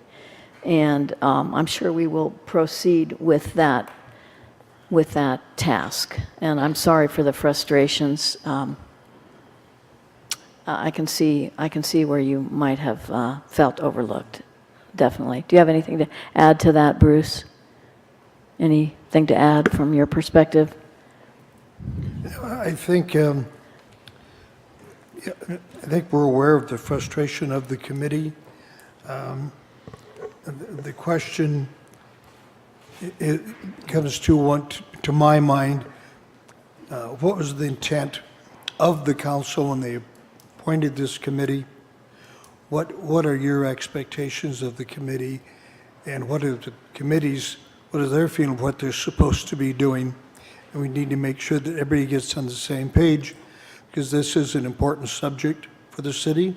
This is the committee that's appointed by the city council to advise you on this subject. So we need to make sure that they're involved in the process, that they have information. 2, we need to make sure that their meetings are as open to the public as we can make them, because that's part of the intent here, I believe. So we have perhaps a more formal way of communicating the intent or the position of the committee to the Planning Commission and to the council. Okay, thank you. So there's a motion and a second on the floor. All those in favor? Aye. Aye. Any opposed? Okay, thank you very much. Okay, we move now then to item number 8 on your agenda, the public hearing for submittal of an application in response to the 2017 State Community Development Block Grant CDBG Notice of Funding Availability, the NOFA. May we hear from you, Muriel, for your staff report. Indeed. Once again, they call it a NOFA, Notice of Funding Availability for Community Development Block Grant application. So our application, we've already had one hearing at City Hall where we had some input from the public at that meeting. Could you talk a little louder, Muriel? Just a little closer to the mic, please. Thank you. You threw me off. We've already had one public meeting regarding CDBG funding, and so this is the second required public meeting coming to council for council to take a look at and for public to comment on what we're trying to do for CDBG funding for the next 3 years, because the NOFA is used over the next 3 years for funding. 3 years. 3 years, yes. It's $1 million in total, which includes snow removal, a security deposit program, microenterprise loans. So we have some small loans, some larger loans that we would have the ability to, or that businesses would be able to pursue as well in that funding cycle. So that's it. Okay, thank you. Questions of Muriel from council? Yes, Tim. So Muriel, the city has a number of different needs, and we've used CDBG funding for infrastructure needs as well in the past. My understanding is this particular NOFA could not be used for things like water tank on Spring Hill or No, actually, the maximum amount, I believe, is, we've asked for $1 million. The maximum amount, however, is, I believe, $5 million that you can ask for. The city of Mount Shasta, however, does not qualify for any type of infrastructure type projects because our median income level is too high for those types of projects. Whereas other cities within Siskiyou County do qualify for that type of funding, we do not.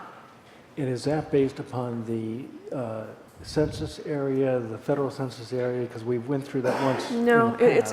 it's based on an income survey that was done in the last funding cycle that proved that we were, I believe it was a point too high in our income for the city. 0.1? 1%, something like that. It was not very much. Other questions, John? Yeah, on the microfinancial assistance and technical assistance, those are typically loans that the city gives out, or are they outright grants to businesses and such? No, well, there are a couple of things. Part of that money funds Jefferson Economic Development, which provides the training and assistance for those folks who want to develop their business. Once they have that development done through JEDI, then they would qualify for applying for a grant if they wanted less than $10,000. If they wanted more than that, they could qualify depending on their own income or the income of their employees. They would be able to apply for, it's actually $35,000 per low-income employee hired, up to, it could be $100,000 or $150,000 for loans. Other questions of Muriel? So that would be that one particular company would get the 150,000 you have slotted here if they asked for a $150,000 loan. Well, it's a combination of those things. It's the combination of the training and and also the loan component as well. So we're paying for our contractors, and we're also giving money to those folks that meet the requirements for the loan slash grant. And does this distribution of finances reflect a similar profile from last year? It does. Okay. So you answered one of my questions about for how long this $1 million would be good for. That's 3 years. Could you tell us who the funding partners are that you have been working with? It's basically Great Northern Services and JEDI. And JEDI. In this case, yeah. We have contracted with Siskiyou Economic Development in the past. They've done some of our, that we don't qualify for anymore, the technical reporting type things that they used to do for us. For instance, this funding will not pay for a survey, an income survey. Doesn't qualify for funding anymore. Those sorts of things we can't get anymore. So it's just the two. Okay. And can you remind me what's been funded in the past? Just examples of what's been funded. I remember the HVAC unit for Yes, this and building. the reason that was funded is because this particular facility meets the requirement of serving a particular population of people, which would be the elderly for their congregate meals. So in that instance, it met the requirements for a public facility improvement. We've also done many housing rehabilitations in the past. There hasn't been very much in the way of people actually applying for housing rehabilitation, although you can note in your packet tonight, I believe there was a roof that was replaced on one. That's the first one we've had in several years for housing rehabilitation. We have done the security deposit program for folks that are trying to get into a rental here in Mount Shasta that just can't quite meet the requirements of being able to get in, that it's actually funding their security deposit. That's been popular. We've done a fresh food program, which isn't in this one as it was in last, because the food program is actually going to be funded through another program. So we didn't need to go after that particular type of funding. And then the snow removal program has become very popular and is the only one in the state of California, and like I said, has become very popular. And if we haven't got the kind of snow this year that we had last year? What happens is it rolls over over to the next year. So in the first case, we had 2 years where we had very little snow, and in the third year, which was last year, we had a lot of snow. So most of that money was used in that third year. So we're only allocated a certain amount of money, so if we go over that, the program's basically done. If we don't spend that much, we can actually ask for allocations to be spread to other activities like the security deposit activity or the housing activity or any of those types of things that has to be approved through the state before we can do that. We can't just willy-nilly move money around. We have to get approval from them first. Wow, what a great program. My last question is, could you tell me what the source of this CDBG funds is at the state level? Where does it come from? It's federal money from the Community Development Block Grant. It's federal. Oh, it's federal. HUD, Housing and Urban Development. Oh, from housing, Actually, okay. I think it's a part of the USDA now, perhaps? I can't remember the federal, Okay. I believe it's USDA originally, and then it goes down from there. And when we apply, are we pretty much assured of getting what we ask for? No, we're never assured of that. We're never sure. No, Well, have we in the past? It's scored. We have in the past. Okay. So our application would be scored, and we would be hopeful that we would be funded again. Okay, thank you very much. I'd like now then to open the public hearing for those of you in the audience who have comments about this. You're welcome to come up. I have, let's see, I have Dennis King. Are you, you're passing? Okay. Ken Ryan?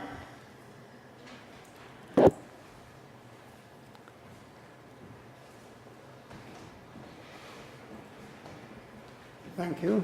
Ken Ryan, I've got two sides to a question on this one. One from the point of view of low-income residents. I really find the descriptions on this, both on the thing you're requested to approve and the general statement here. I mean, public services program, snow removal, that makes sense. Security deposit assistance, that makes sense. But ED, direct financial for I think for the public point of view, you need to put a better paragraph out in future of what these things are doing. Who in the public service, who's getting, what's this microfinancial assistance, what is it going to do? Somehow reading it as a member of the public doesn't tell me anything, except we're going to put money into this nice program. And I think that's good. The title sounds good.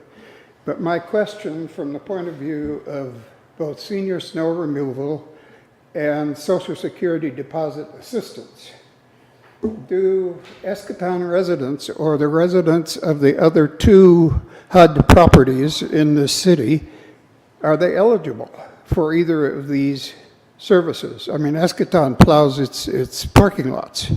Is Escatón eligible for snow removal under the public service program? Doesn't say. Our sidewalks, how about sidewalks?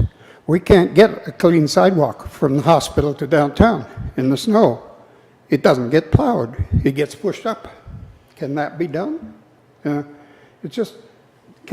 can this be used for the benefit of people who are disabled or whatever, going to the medical services at the hospital, in the hospital area, or residents of the senior communities?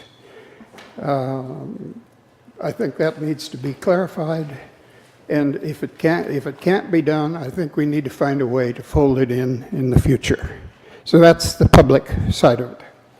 The other side of this is, as you see, of course, from the write-up, we're leaving $5 million on the table, $4 million on the table. I can't imagine that we can't figure out a way to request more of that money for use in the city, for city services we know we need. And to that extent, I would urge that when you approve Section 3, you instruct the city manager, you're giving the city manager or the designee the right to sign things. But we have a tradition in this city, and I've been here now 10 years, of farming out things. It's time for us to take responsibility for making things work. And I think you need to find a way to turn this, I don't remember how much it is, 500, 600,000, whatever the number is, and I don't have it in front of me, into a staff position. If there's anything we need in this city, it is a staff position to follow grants. We walked away from 3 potential grants just this fall because we did not have the money to go, or the staff, to go and get them. We could have gotten a grant from Caltrans for planning and development of the roads and trails and parking lots in the damn it. You're I'm almost sorry. out of time, Ken. Pardon? You're almost out of time. I know. We could have gotten a grant for dealing in the parks, improving the park roads and parking. We didn't, because we didn't have the ability to apply for it. If there's anything I think we need in this city at the moment is a staff person. Grants are coming fast and furious. Thank you, Ken. One more. Next year, the grant for active transportation will be a 4-year allocation. We've got Thank to you. get it right next Thank spring. you. Thank you very much.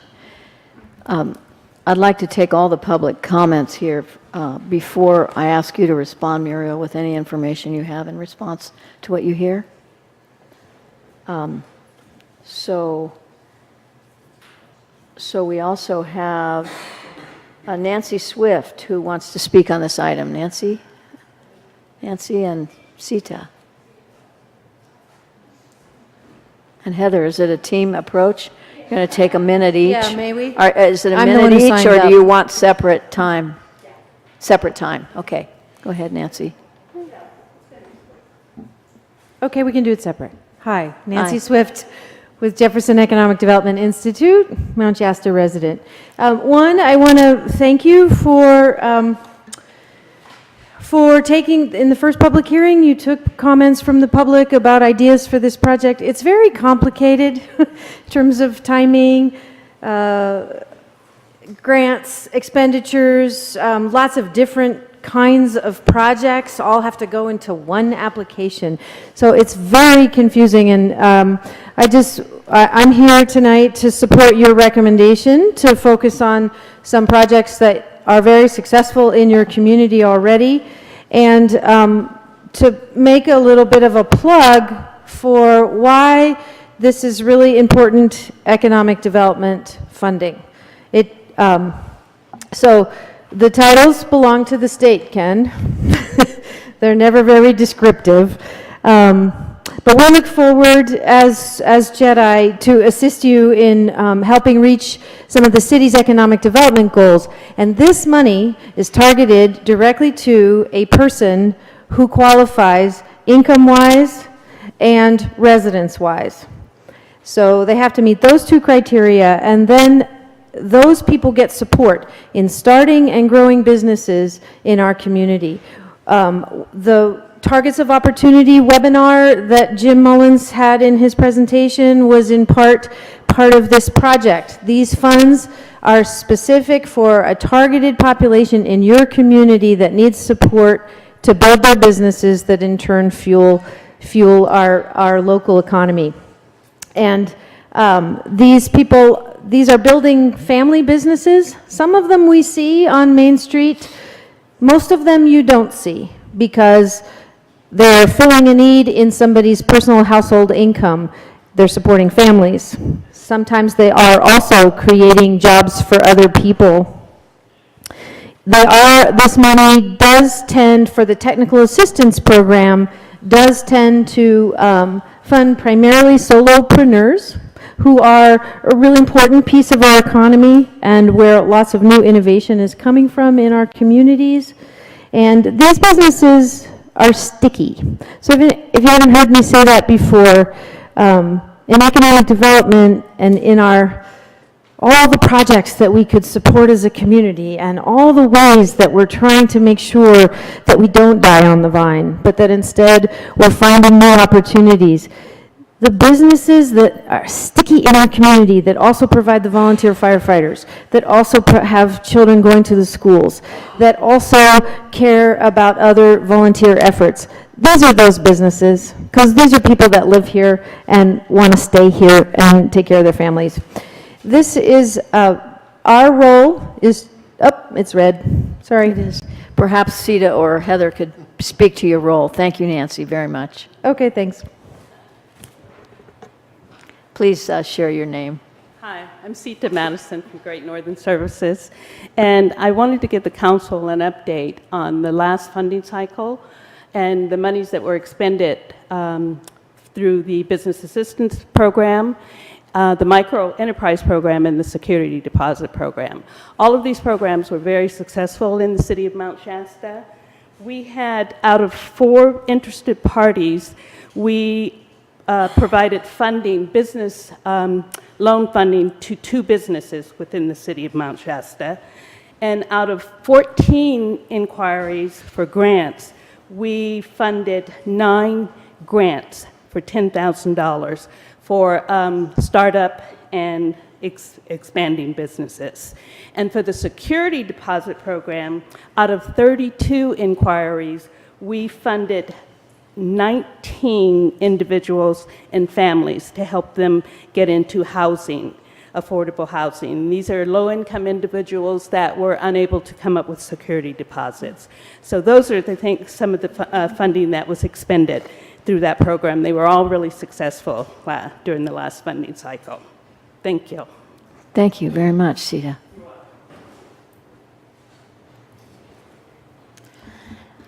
Heather Solis with Great Northern Services.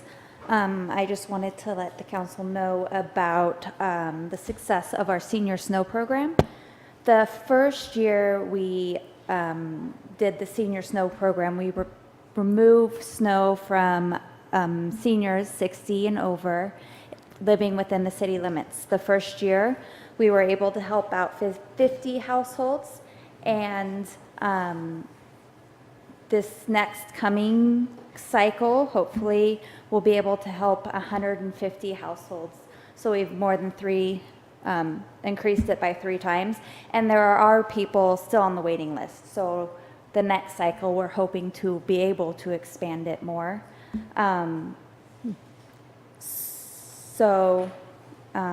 Yeah, we hope to be able to expand it with more funding. Thank you. Thank you, Heather. Okay, any other comments during our public hearing portion? Okay, seeing none. Muriel, could you please, he's not here. But I will respond. Yes, please. So the response that I have to Mr. Ryan's comments are this. We've applied for the maximum amount that the city of Mount Shasta can apply for. We cannot apply for any of the infrastructure type funding. Therefore, the maximum amount that we can apply for is $1 million, which we have done. CDBG funding is not an allowable cost to fund a staff position at the city of Mount Shasta to be a grant administrator. The administrative fee for CDBG is, I believe, 6% or something like that. It's a very low amount. It's in your report, the amount of admin, which part of that admin gets allocated to Great Northern Services and to JEDI, and part of it does come to the city, but it's a very small amount. Certainly not enough to fund a position for somebody who administers grants. It would be lovely, but that doesn't happen. As stated before, the titles that are in the resolution, the titles come from the state of California. However, I would say that anybody who wants to do research on this, there are several websites available that you can go in and find out about each and every program and what the requirements are for people to either receive funding or to come up with perhaps other ideas for types of funding that we may be able to get in the future. Thank you. Okay, council discussion. Have you any comments to make? Just a clarification, you said something about a website. What website? It's all you have to do is put CDBG and you'll find it, or HUD, HUD. Okay. Either one of those, you'll get to the right place. Okay. Okay, I'll entertain a motion for approval. All right, I'll move that the city council approve resolution number CCR-17-74, a resolution of the city council of the city of Mount Shasta approving an application for funding and the execution of a grant agreement and any amendments thereto from the 2017 funding year of the state CDBG program. I'll second Well that. said. And we have a second. All those in favor? Aye. Aye. Any opposed? Okay, thank you. The motion carries. Unanimous? Unanimous. Any additional direction to staff? Seeing none, we'll move on then to item number 9, discussion and possible direction to staff, clarifying city council position in regards to the Crystal Geyser final environmental impact report. Bruce, may we hear from you, please? Thank you. This item is on the agenda at the request of the City Council. If you remember, on October 13th, the council voted on a 3-2 vote with one absent, well, no, 3-2 vote, I'm sorry, to clarify, to withdraw its previous action, clarifying its position regarding the county final environmental impact report on Crystal Geyser. At the same meeting, the council, when it rescinded its previous action, asked that this be placed on the agenda to ensure proper notification, so the council could, should it choose to do so, provide direction to the staff regarding clarification of the council's position on communications on the draft environmental impact report. The communication that you had indicated previously was that you wanted to clarify your position regarding possible recirculation of the final environmental impact report and clarification of the city council's position regarding whether it intended to pursue litigation. And both of those issues, the council has previously indicated it was not requesting recirculation, and it was not intending to pursue litigation. So the item before you in the resolution is to clarify those two issues. Thanks. Questions of Bruce from council?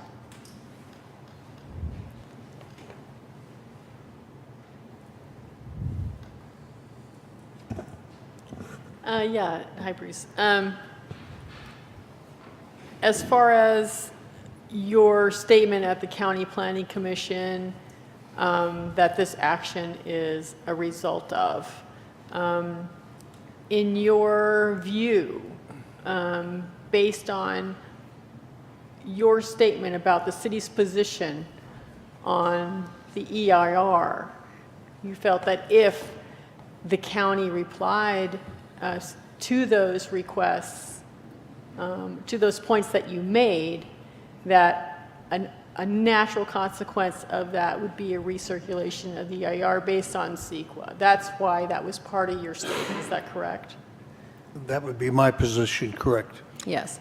And it's just a legal interpretation, a city attorney versus a city manager to interpret that law. Are you saying that there's it's wide enough to be able to interpret and see that two different ways? Well, I think the question here is to clarify what the council's intent was.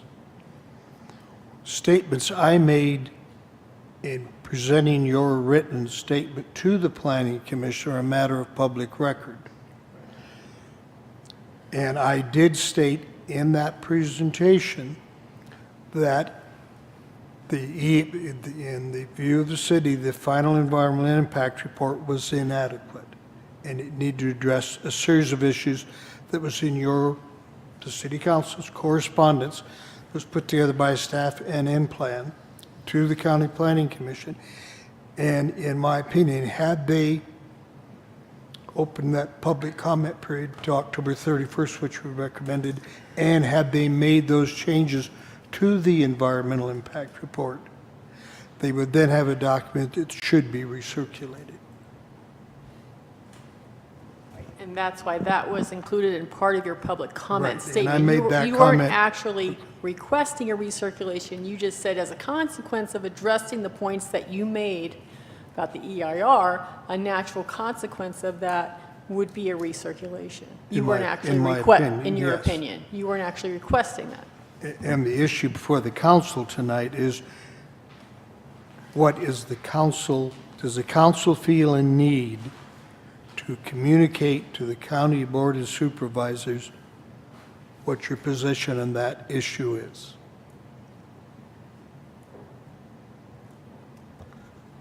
The record for the environmental impact report is set. This is a communication and a clarification issue only. Correct. Any other questions of Bruce around process or content?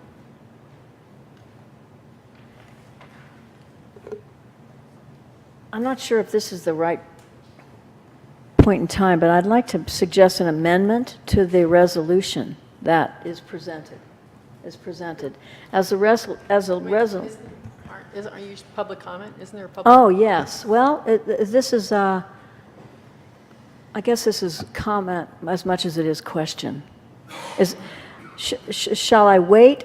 I think I want to do this now because it might affect public comment. Is that inappropriate? Well, I would think you could make your request for an amendment, state it, not take action, Right. not have the council take action. Right. Then the public comment would be on the resolution that's in the staff report and on the proposed amendment. And then you could close the comment period and then bring it back to council for discussion and Okay. decision. So try hard to remember, folks. So my proposed amendment is simply, in addition to, thank you, Bruce, in addition to point 1 and 2 about the city not requesting recirculation and the city not intending to pursue litigation, I'm proposing that we consider adding a third one, which says the city of Mount Shasta will continue to negotiate in good faith with Crystal Geyser and Siskiyou County on the action items identified as possible mitigations in our September 20th, 2017 letter addressed to Siskiyou County Community Development Director.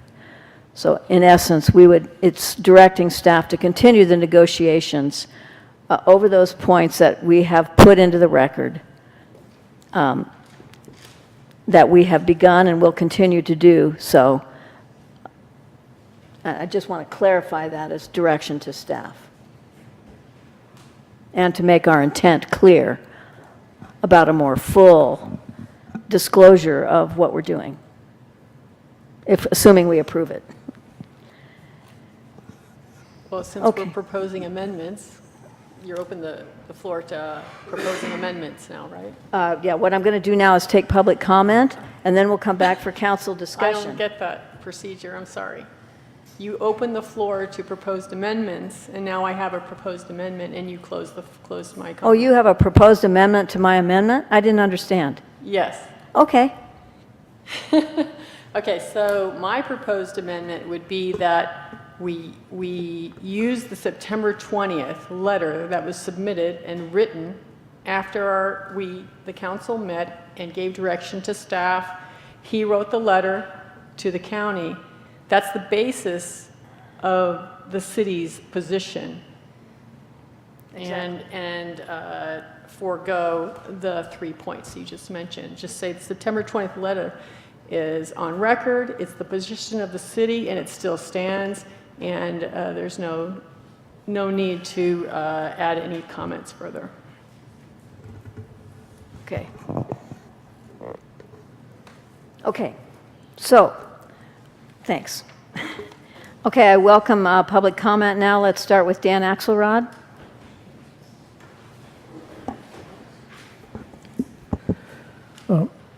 In the October 23rd council meeting, council member Paul Engstrom said something which goes to the very heart of the matter that's on the present agenda item.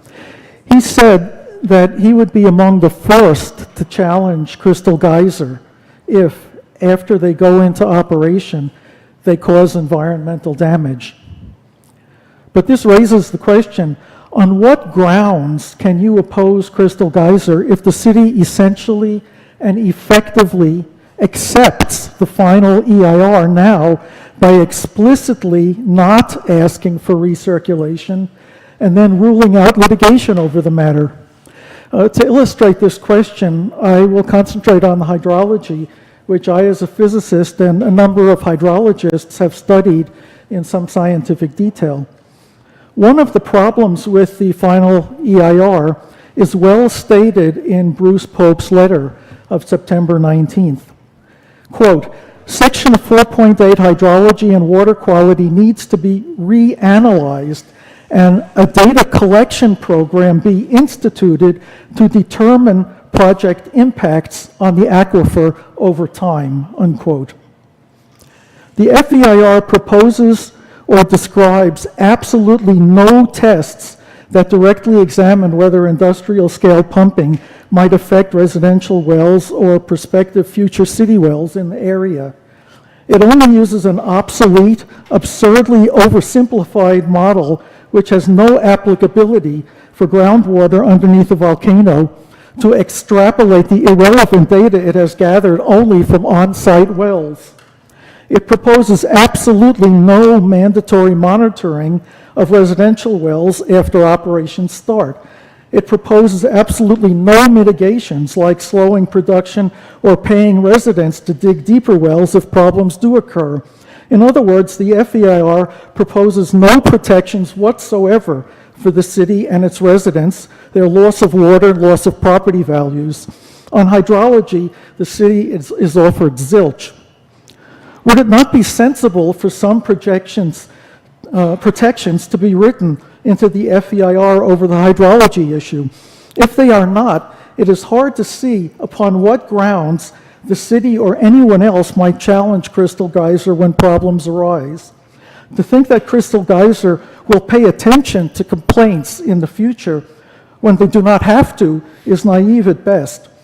The time to be responsible is now, not after problems develop and we have already given away any say over the matter. It sounds very philosophically enlightened to declare that we should move on to other issues and learn to accept differences, etc., etc. And I'm sorry to be so philosophically unenlightened, but the time to protect the residential community and prospective city wells against an imminent threat is now, and get it in writing now. A yes vote on the current resolution will only make rectifying problems more difficult in the future, and such a vote has no upside, even in the present. Thank you. Bruce Hillman. I'm going to speak, Bruce Hillman, Mount Shasta. I'm going to speak quickly because I have quite a lot to cover here. I think that the first two motions put forward in the agenda of not requesting recirculation and do not intend to pursue litigation are ill-advised, counterproductive, and really just not needed at this point. There's no need to actually put those things forward. And they actually weaken the very arguments that the city put forward in its arguments on the FEIR. Now, that FEIR has been appealed to the Board of Supervisors, which will be hearing this case on Thursday at 9 a.m. And we would hope that, and I would like to support Barbara Wagner's amendment or motion, that the city put forward the arguments it previously put forward and argue those to the Board of Supervisors.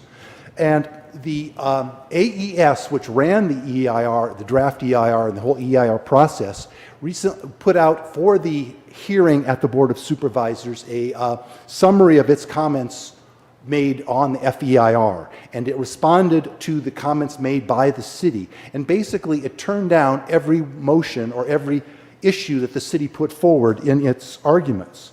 For example, the city put forward in its in-plan thing that they wanted that only Plan 1 would be acceptable to the city. The AES said that that was an incorrect statement, that the plans would be considered before adopting the motion to approve the project. So the Board of Supervisors is now putting forward that the wastewater treatment option will be made by Crystal Geyser in concert with the responsible agencies. So all three options are on the table to be approved by the Board of Supervisors on Thursday, possibly. And then just to say we are not going to take any action on that is sort of premature at best. There was also issues on hydrology and water. The end plan report by the city had many pages of why there needed to be testing and more analysis of the effects on hydrology. The AES basically responded saying that there is no requirement in the EIR to provide for mitigation for potential groundwater impacts, as these impacts were determined to be less than significant. So the less than significant is how they responded to most of the arguments put forward by the city. In the response to noise and vibration that the city put forward, saying that the plan was inadequate, they basically responded that this was less than significant and no mitigation is required. In transportation and circulation, where the city said there needed to be a left-hand turn, there should be a consideration of a left-hand turn there at Ski Village Drive and north of Mount Shasta Boulevard. The AES said that because the T1 value did not change any of the study areas, no pavement impacts were identified, and mitigation is not required because they Bruce, said, I'm sorry. You're out of time. Okay, well. I'm sorry. And Please submit your there's like comment. 5 other points here that were all basically turned down by the AES analysis. Yeah, we're aware of that. Thank you. Thank you. Okay, next is Francis Mangels. Had to go home. Thank you. Rosalind McCoy.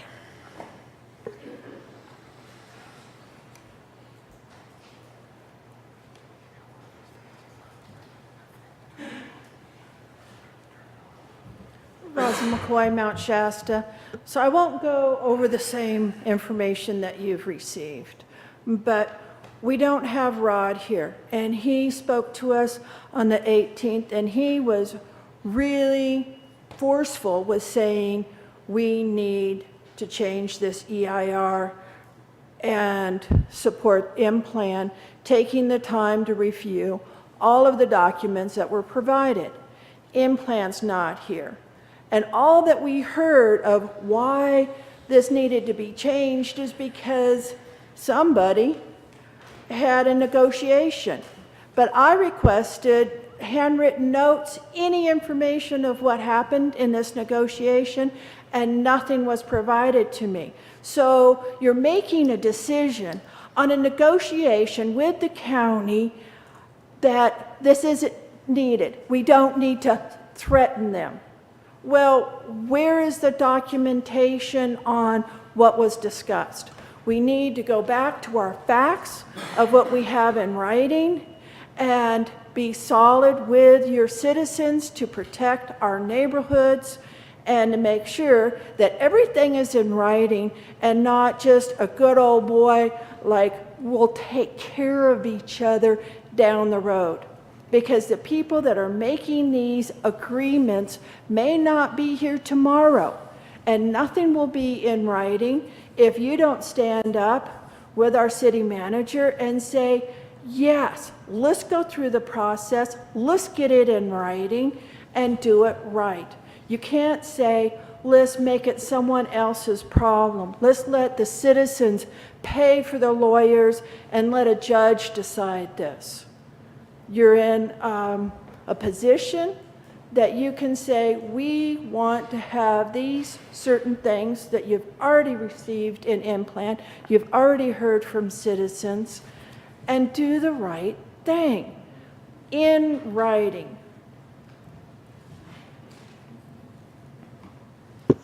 Thank you, Rosalind.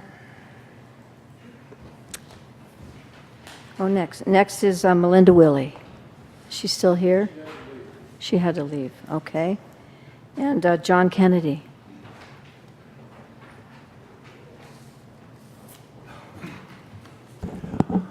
John Kennedy, Mount Shasta. For almost 4 years, you have been hearing the same thing, that Crystal Geyser will be taking all our water, truck traffic will ruin our roads, pollute our air with lights, exhaust, noise. The local roads will be unsafe because of truck traffic. Crystal Geyser will cost the city more in services than it'll benefit. Wastewater will be polluting the groundwater. All this has been addressed in the EIR already. These and many other issues have been mitigated or found to not be of any major concern.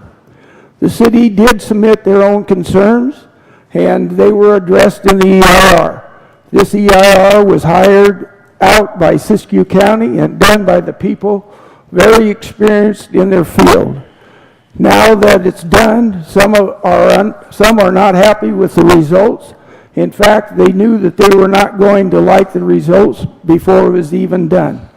They even started raising funds to file a lawsuit against the EIR before it was finished. Your original vote is not, the original vote to not challenge the results of the Crystal Geyser EIR is not, and not to sue the county of Siskiyou was a correct vote and should not have been rescinded. It was not a violation of the Brown Act, and even your city attorney stated that he didn't believe it was. I do understand why it was rescinded, to possibly save the city a lawsuit and a waste of time in moving forward on getting Crystal Geyser open and running. I encourage you again to vote tonight and again make the correct decision to vote to support Siskiyou County Planning Commission's approval of the Crystal Geyser EIR and to not sue the county over this issue. It is time to put this issue to rest and move on and welcome Crystal Geyser, who has donated thousands and thousands of dollars to our community to be a good neighbor as they are. Thank you. Thank you, John. Marav.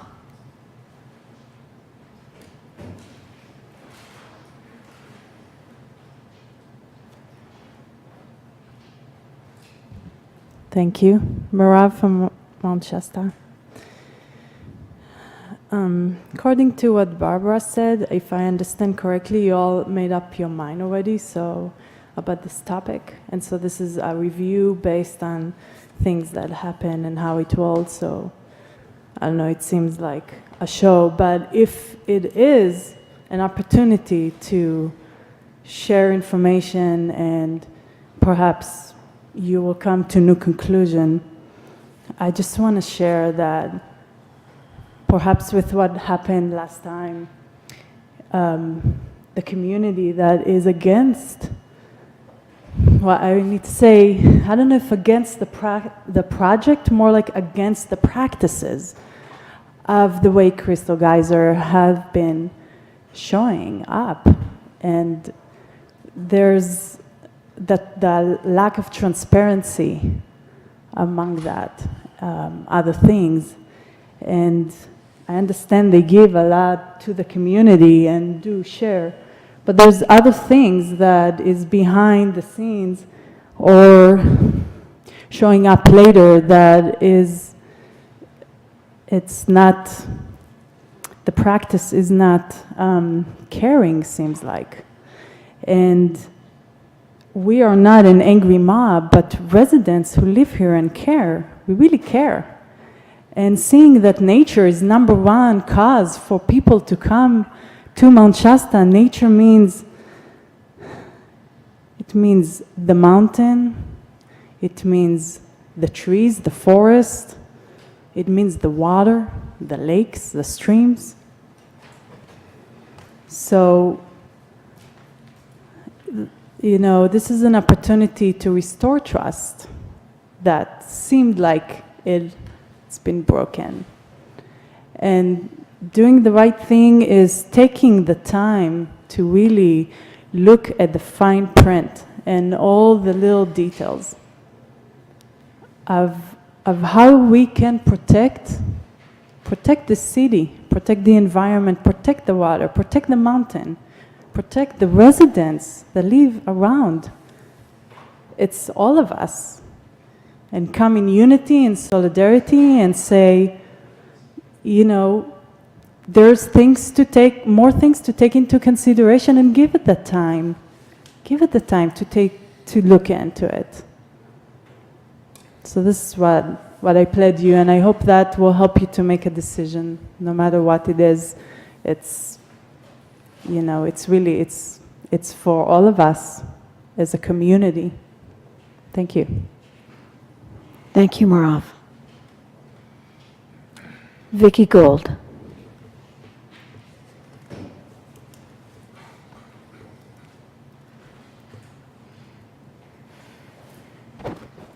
Vicki Gold, Mount Shasta.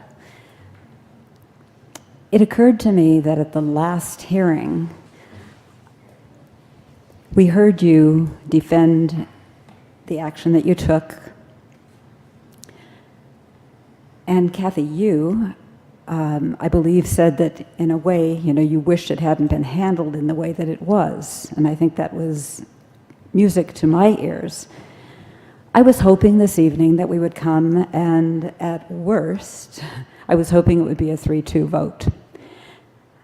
After hearing, I had no idea what Barbara was going to suggest, and that made a lot of sense to me. Since there wasn't a second, I now understand which direction we're going in. I wish that I could be as optimistic as all of you about, and confident about your negotiations with Crystal Geyser and the county. I think it is extremely naive. I support everything that was said by Dan, by Bruce, by Rosalind, by Marav. I think this, in an ideal world, with a corporate citizen that truly understood the community, they would have met with the Gateway Neighborhood Association. Not once have they done that, although they committed to do so in January of 2016 at the Board of Supervisors when called on that. I think at the last hearing, I heard that action of those two motions did nothing to detract from the letter that was written and submitted on the 20th of September. In which case, logically, then why do it? If it didn't have any change and that letter stands, then I think at this point, why go back and do it again? You said it didn't make any difference in the Planning Commission, and I think if that's your opinion, then maybe it doesn't make any difference to the Board of Supervisors, but I think it does, and I think you know it does, disempower that previous letter for all of the reasons that have been stated here. Taxpayer money, staff time, Crystal Geyser money, all of this has been put into the end plan, and city staff working on this to try to protect the citizens of Mount Shasta. There's very little in this for the city of Mount Shasta. A lot of it is going to the county. We have seen what happens in Weed. We've seen that these are permanent part-time jobs. A handful of them is what they promised in that CalCompete application. 12 jobs over 5 years, most of them coming from out of town. I think it's delusional to think that this is a really good deal for the community, and I think it's interesting that that was the Chamber of Commerce figure about nature, 47%, 13% spiritual. Those are just the people who go to the Chamber of Commerce, come and work where I do at the Crystal Room. 100% of the people who come there are interested in nature and spirituality, so I think it's quite important to keep that in mind. Thank you, Vicki. Okay, other comments? Yes. Dorian.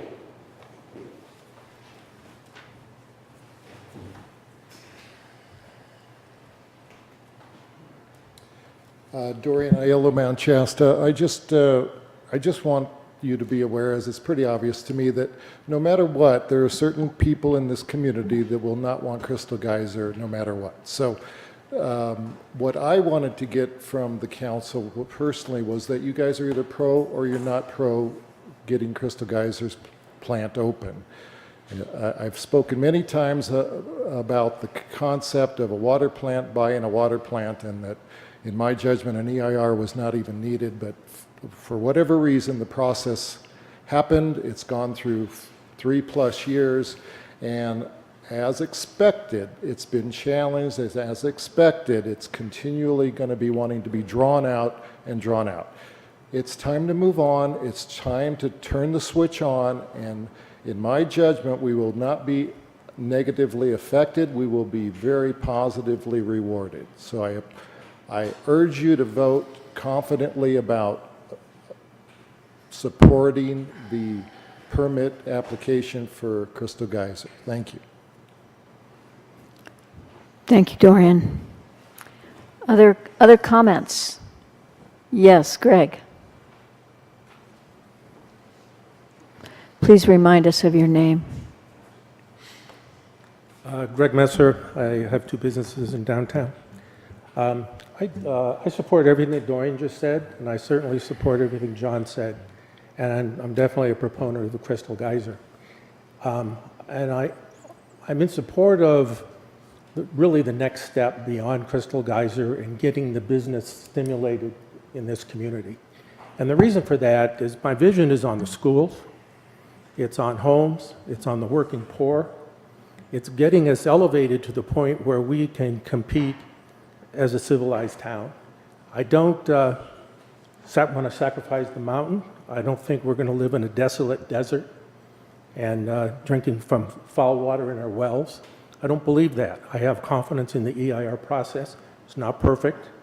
You guys bring up a ton of interesting things, but none of them are bank breakers. None of them. Thank you. Thank you, Greg. Any other comments from those of you in the audience? Yes, Molly. Please share your name. I'm Molly Brown, and I do live here in the city limits.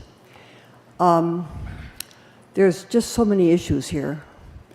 I was not able to come to the last council meeting, so I didn't hear the arguments about why the resolutions were passed without, to me, adequate notification, because many people would have come if they had known that what was going to be discussed in that regular meeting when the resolutions were first passed. And I really just want to urge the council to please be as transparent as you can possibly be in the future. Even if it means calling up people and saying, hey, we're going to talk about this issue if you want to come tonight. It's the appearance of backroom deals. It may not have been any. I don't know. I don't like to think there was.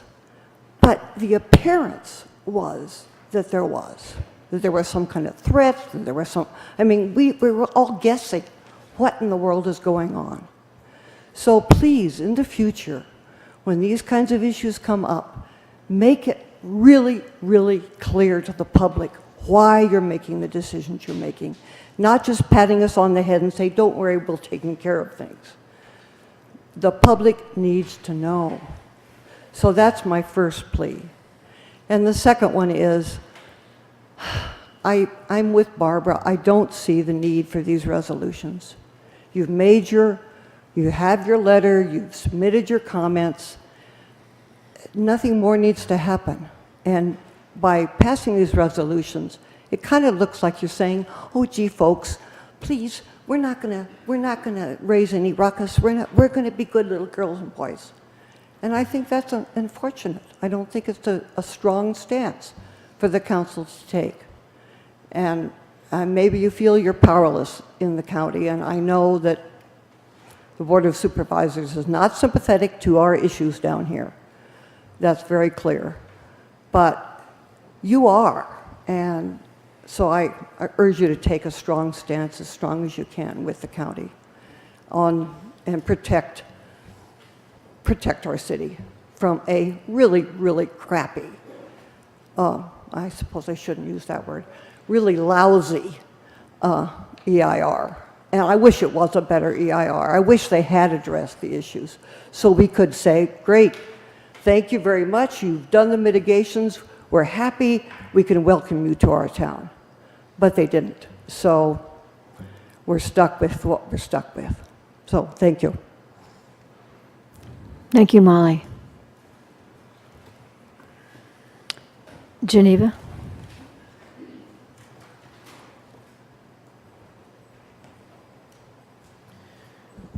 Geneva Oman Hammond Ranch. You know, I think it would really be great if the city could sit down with the county and work out some of the deals and some of the problems that were listed in that letter of September 19th. But I think you already have the response to that. It's in AES's response to comments on the FEIR that Bruce Hillman was summarizing. They blew everything off. I don't think there's anyone at the county or Crystal Geyser who really cares about what the city's concerns are in all of this. I think if there is action to be taken tonight on this issue, Barbara Wagner's proposed amendment to the resolution, the new statement of the resolution, would most reflect a city council that is working to protect its citizens and its community. I would encourage you to really, really think about the implication of the resolution as it was originally proposed. It's really just, it's just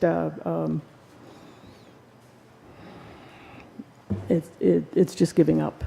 And I would hope we have a city council that it can exhibit stronger leadership than that. Thank you. Thank you. Okay, yes, Mike? Yeah, let's just take one more comment, please. Mike Brown, Mount Shasta, and I'm listening to what's going on. These guys are playing this out like you guys have made a deal. You don't concern about Mount Shasta. You've got all the evidence. And plant these people, this is what they do. I think the argument's fair. They're not going to agree with it. We're running out of time, and they're running out of air. And they're down to the last straw, and they're going to meet tomorrow night, and then they're going to go to council meeting up there in Wairika, and we just need to move forward. Time, you've had 4 years worth of time. So drawing it out isn't going to change anything. You know, I believe in what you're doing. I get a little upset. I'm not so sure that they're going to accept what you're doing. Even if they had a legitimate argument, they're not going to accept that. It's just going to be one thing after another. That's my personal view. Thank you. Thank you, Mike. Okay, so I'd like now to turn to the two amendments. Great. Pardon me? I want to offer an alternative amendment. Oh, yay, a third amendment. I think will satisfy all of us. All right. So the first, okay, so you all keep in mind what the first two were, and now Tim has a third. Number 3, under the now therefore be it resolved, would read as follows. Except as set forth in 1 and 2 above, the city of Mount Shasta, the September 19, 20th. was it 20 letter? Yeah. The September 20, 2017 letter of the city of Mount Shasta, or the, I'm trying to read my handwriting, okay, basically that the city is on record and remains, the September 20, 2017 letter is on record and remains the city's position, period. Now, in addition to that, however, I would ask and I would move that we change the October 10, 2017 dates that appear in the third and fourth whereases to September 20th. Because I wondered about that. the date is incorrect. Yes, okay, The yes. actual date is September Thank you. 20th, 2017. Thank you. I'm glad you remembered to bring that. So, Okay. Right. a typo correction there. And then number 3 would be, except as set forth in 1 and 2 above, the September 20, 2017 letter is on record and remains the city's position, period. Okay, thank you. So I think the best way to proceed here is I'll just repeat my proposed amendment, then and we'll see if there's a second. Then we'll go and we'll get a vote on it. Then we'll go to Barbara's. There's no discussion between the council after the public comment? Are we going right into motions? I thought, that's a good point. We can't do the discussion associated with the amendments? I guess, not. Yeah, maybe we should go to discussion. Well, normally there would be Discussion. a motion, a second, a Right. discussion on the motion, then a Right. vote on the motion. So we'll have an opportunity to comment on, after any of the three amendments. Okay. Okay, so my amendment was to keep the first 2 that are in there, and then to add this one. The city of Mount Shasta will continue to negotiate in good faith with Crystal Geyser and Siskiyou County on the action items identified in the September 20th, 2017 letter addressed to the Siskiyou County Community Development Director. Is there a second on that resolution as amended? Clarification, I think the September letters, 20th letter was letter to the county. Crystal It was- Geyser is, I don't know about the Crystal Geyser letter. I haven't seen a copy of a Crystal Geyser letter. No, the letter was to the Community Development Director. Of the county. Oh, it was Community Development Director? Right. It was, yeah. Okay, so that's the clarification. So is there a second to that amendment? Oh, That letter sorry. only had 4 points, and we also had 6 points in negotiation with Crystal Geyser, and where do they fit in all of this? I mean, Can you speak to that? You have a resolution in your packet that Right. basically addresses items 1 and item 2, which item 1 being that you are indicating, if you approve it, that you are not requesting recirculation Right. of the EIR.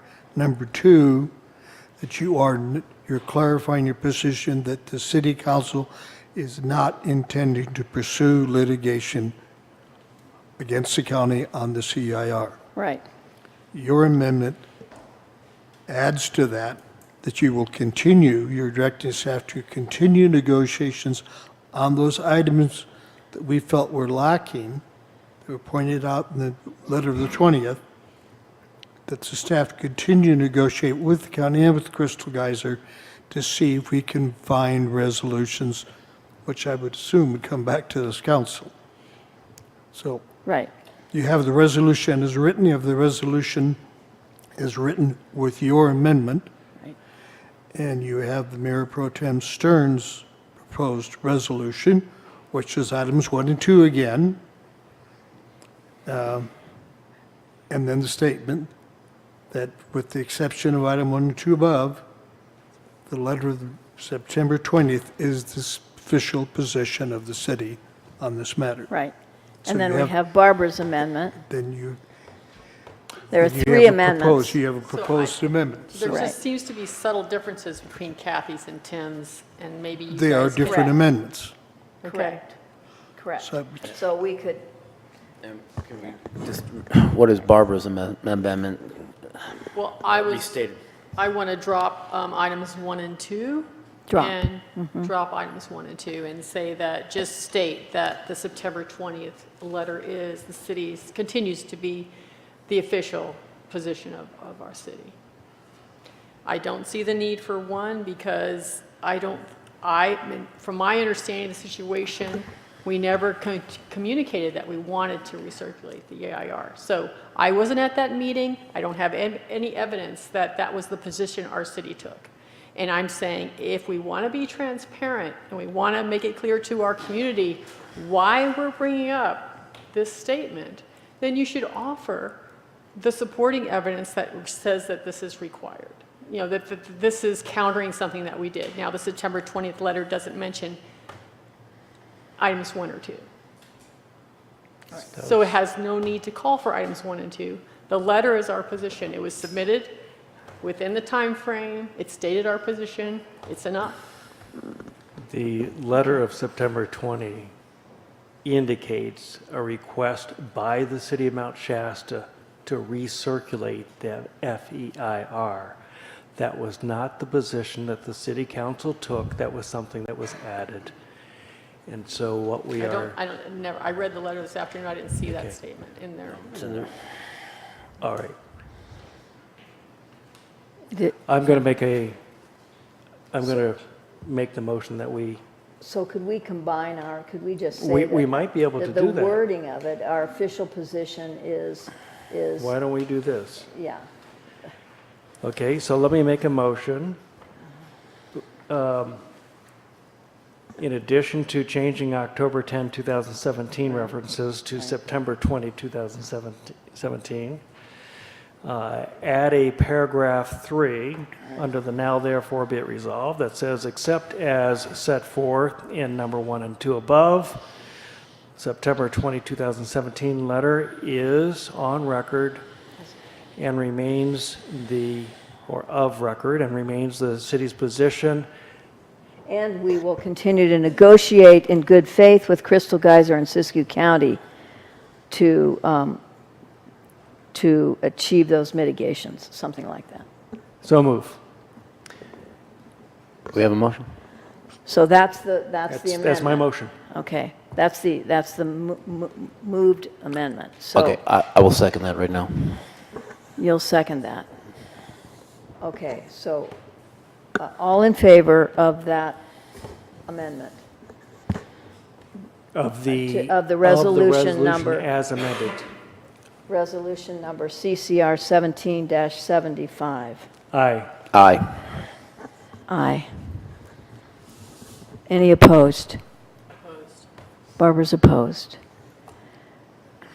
Okay. Okay, thank you. So there's, I think that makes it clear then that there's no need to do the vote for your amendment. Are you in agreement with that? Makes pretty clear, yeah. Okay. Okay. 4-1 vote's clear. Yes. Yeah. Okay. Okay. So we didn't, I had all kinds of comments I wanted to make, and I didn't make those. We went ahead and voted ahead of time. I would like to offer to any of you an opportunity to talk to me about my conclusions around this and why I feel this is the best position to take. And so I'll just say that. We've already passed the time where it's appropriate for me to go into discussion, but I have very clearly explained to myself my rationale, and I'm sorry for having passed up that opportunity. So please contact me. I'd be happy to talk to you, and the others can make that offer if they'd like. Yeah, just a comment to improve your transparency to your public is explain your vote when you do vote. Yeah, and none of us did that. Yeah, I mean, Yeah, that's we part did. of the transparency Right. process, yes. Right, right. Some of it's been said before in other previous discussions about this, but I do think there are some points that have not been made, and I would like the opportunity to any of you who would like to talk about it to do so. Okay, I think we're done with that agenda item then, and it's time to move. I want to thank you all for your carefully worded and courteously expressed opinions.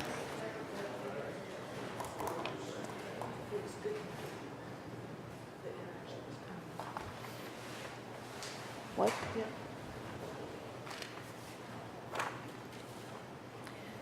Okay, I'd like to move on now to item number 10, report on response to library request for proposals. And that was to have been done by Juliana. I assume, Bruce, you're going Yes, to do it? thank you. Yes, in September of this Can't hear year, you, Bruce, very well. we released a request for proposal for architectural engineering services on the city library project. That period for submittal is closed. We received 3. Sorry, is that better? Yes. Okay, so in September of this year, the City of Mount Shasta released a request for proposals for architectural engineering environmental services regarding expansion of the city library. The period for submittal is closed. The city received 3 proposals, which are in the process of staff evaluation. The results of this evaluation will be presented to the council at a future date. So we are presently reviewing it. This information is here as a receive an information item only.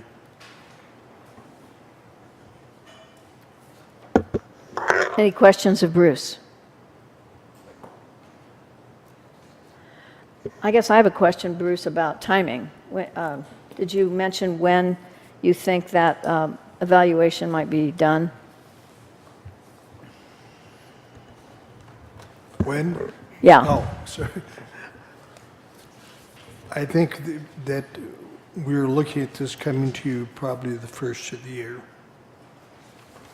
First of the year? Yes, because it's got to go through Planning Commission. We're going to present, it's going to be involved with LTAC. You have 2 meetings left in this year, so I don't, given the agendas, I think we're going to say this is the first of the year coming to the council. Okay. Thank you. Other questions of Bruce? Any public comment on this item? Okay, thank you. We'll move on then to item number 11, the local transportation claim. Muriel, may we have your staff report? Yes, before you is the local transportation claim. This is a resolution that comes to you yearly. It tells you the allocation that's coming from local transportation that funds the stage program, which is funded first, and then whatever's left over comes to the city for streets and roads projects. So this is simply a formality to bring it to council to know what the stage allocation is, what the allocation for street funding is out of local transportation, and to get the information back to the county in a timely manner so they can then allocate the money. Okay, thank you. Questions for Muriel? So you answered my question. $84,000 plus dollars goes to the stage, essentially. Okay, thank you. I went to one local transportation meeting, and they seem to be on sort of, this is a process that they're used to doing, you know, the stage, funding the stage. Where in their process are they entertaining new innovative ways to provide creative transportation for people who are, for example, homebound? You know, that someone's sitting at home, they can't actually walk to a bus station. So how, my vision, and it's supposed to be in a form of a question, but I'm just saying, have you, in your history with Mount Shasta and your interaction with local transportation committees, seen any snicker of glimpse of innovation that they're looking to do? That would not be a question for me. That would be a question that you would need to give to the local transportation committee. The only thing that I know is what's allocated to stage and what's allocated to the streets, and I've only been to one meeting myself, so I wouldn't be able to answer the question. Yeah, so maybe Tim can answer it if he so chooses. But the other thing I'm concerned about is that when I do see the stage buses in town, I'm not seeing all the buses. I'm just seeing the ones that I see. and I see 1 or 2 people in a bus that can seem to fit 30 to 40 people. I do know that they have purchased some smaller buses to take that into consideration. That has happened, so, and they're more economical as well. So that said, I'm really not the person to ask about that. Perhaps you could take it offline with our representative, which would be Tim. You know, you could have a conversation with him. Well, I'd love to see Tim, since he's been on the local transportation for many terms, I think. No, 2 terms? I thought you were a repeat term. I'd like to see some kind of report. I mean, we have council members going to these county committees, and yeah, I'd love to see some more communication as far as, you know, what's some of the updates and things would be interesting. Thank you. Any other questions of Muriel? Okay, public comment on this item. Ken?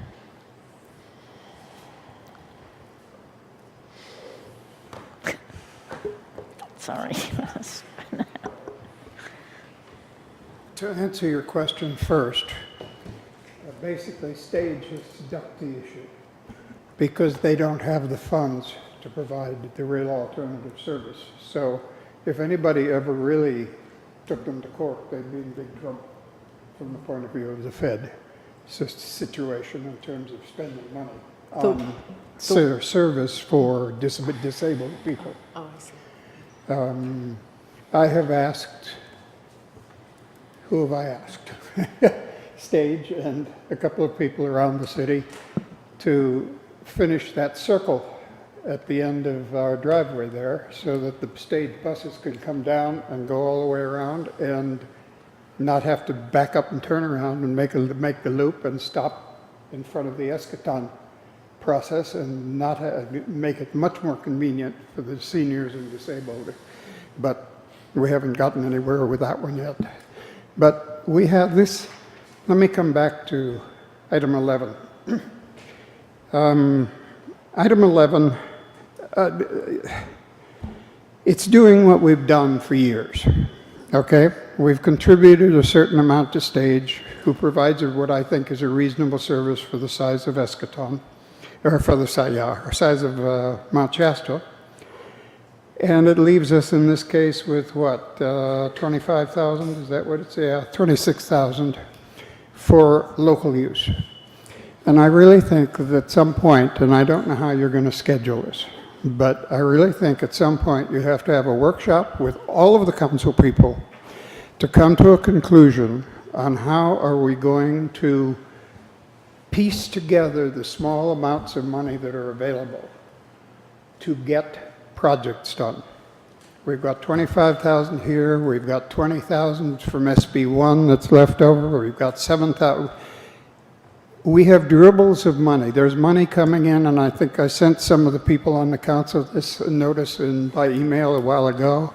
There's federal transit money available for joint development issues, matching through city grants, major money coming through the federal transit people. There's a lot of money out there, but we have to organize to get it. Now, as I started saying earlier, and got myself upset and ran out of time, so let me finish it while it's a green light. Next year, there's going to be the major grant again for alternative transportation. It's going to be a 4-year grant, which means we've got to get our act together if we want to compete effectively. We've got the basics from what we did last year. We didn't do a good enough job because we're competing. However, there's going to be one heck of a lot more money because the state has added $100 million in state money, $100 million per year in state money to this active transportation situation. And the feds, we don't know what the feds are going to do. They'll do something because it's very popular around the country. So we really have to think about how to organize this grant request, how to put it together, and how to get the pieces together. They're talking about doing a grant that will allow all the planning work and all the development work to be done in the first 2 years and all the construction work to be done in the second 2 years, but it all has to meet the state formula, which is coming down. And this is why I have gotten into, we really need a grant writer on the city staff to sit down and work these out, because there is so much money floating around in so many ways. Anyhow, but my particular comment, because I promised to talk about it, item 11, is the leftover money could fund bus stops. Ken, I'm sorry. You're out of time. No, it's not, isn't it? Oh, okay. It could fund us bus stops. So could SB1 money. We've talked for 6 years about identifying bus stops in the city. Committee has had subcommittees that have identified the bus stops. Nothing's happened. So, Thank you. Perhaps you could talk to our representative offline about this, and he could take this information to the LTAC committee. oh, I know. Yeah. He knows. We know. Okay. It's been going on, Okay. but the end result is we Okay. need local money. Thank you. Thank you, Ken. I make some good arguments. Thank you. Thank you. Okay. Is there a motion to approve the resolution? Yes, I'll move that the city council approve resolution number CCR-17-76, a resolution of the city council of the city of Mount Shasta claiming the city's apportionment of local transportation funds in the amount of $25,954. Is there a second? Second. All those in favor? Aye. Aye. Opposed? Okay, unanimous. Thank you very much. Okay, first quarter financial review. Muriel. Thank you, Mayor Mortar and council members. Before you, you have the first quarter financial statements.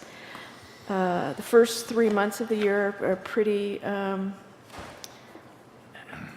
slow, actually, so it doesn't tell you a whole lot.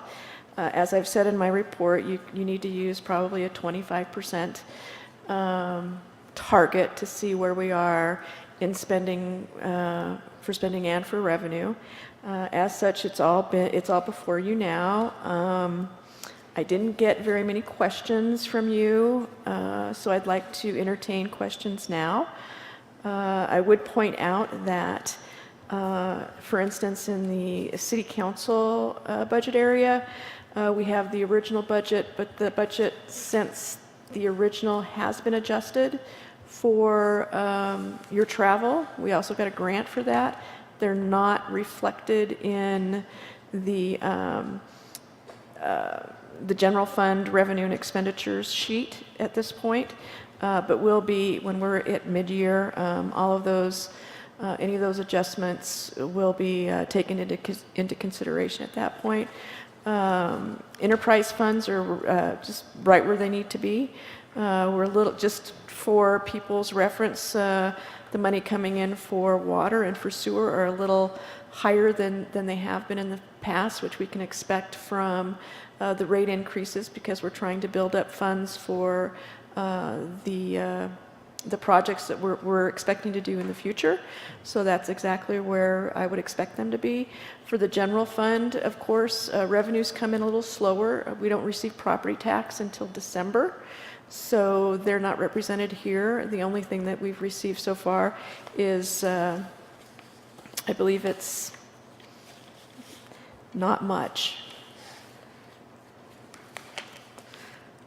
We've received some sales tax, which is coming in about where I am expecting it to come in.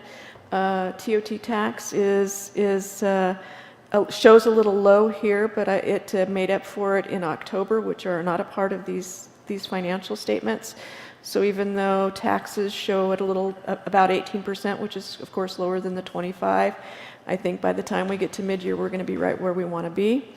Expenses are at 24.9% for the general fund, so I'm real comfortable about the way the expenses are coming in for the general fund, even taking into consideration the PERS payment that we paid right up front, first part of the year. So with that taken into consideration and spread over actually the entire year, we would actually be a little better than the 24.9%. So I'm optimistic in the way the general fund is looking. Any Thank you. questions? Sure. Questions for Muriel? Muriel, you answered most of my questions, particularly about the effect of the new rates and so forth. You're not surprised because the rates were somewhat increased on average. So, do you have were your expectations, are they being met in that regard? Yes, they are. Okay. And then 3.46 million projected revenue. Any reason to think that that's going to fall short? You have any crystal ball feelings about your overall revenue projections for the general fund? 3.46, is that what you're saying? Yeah, that 3.463. Yeah, that's the projection, right? Right, that's Yeah. correct.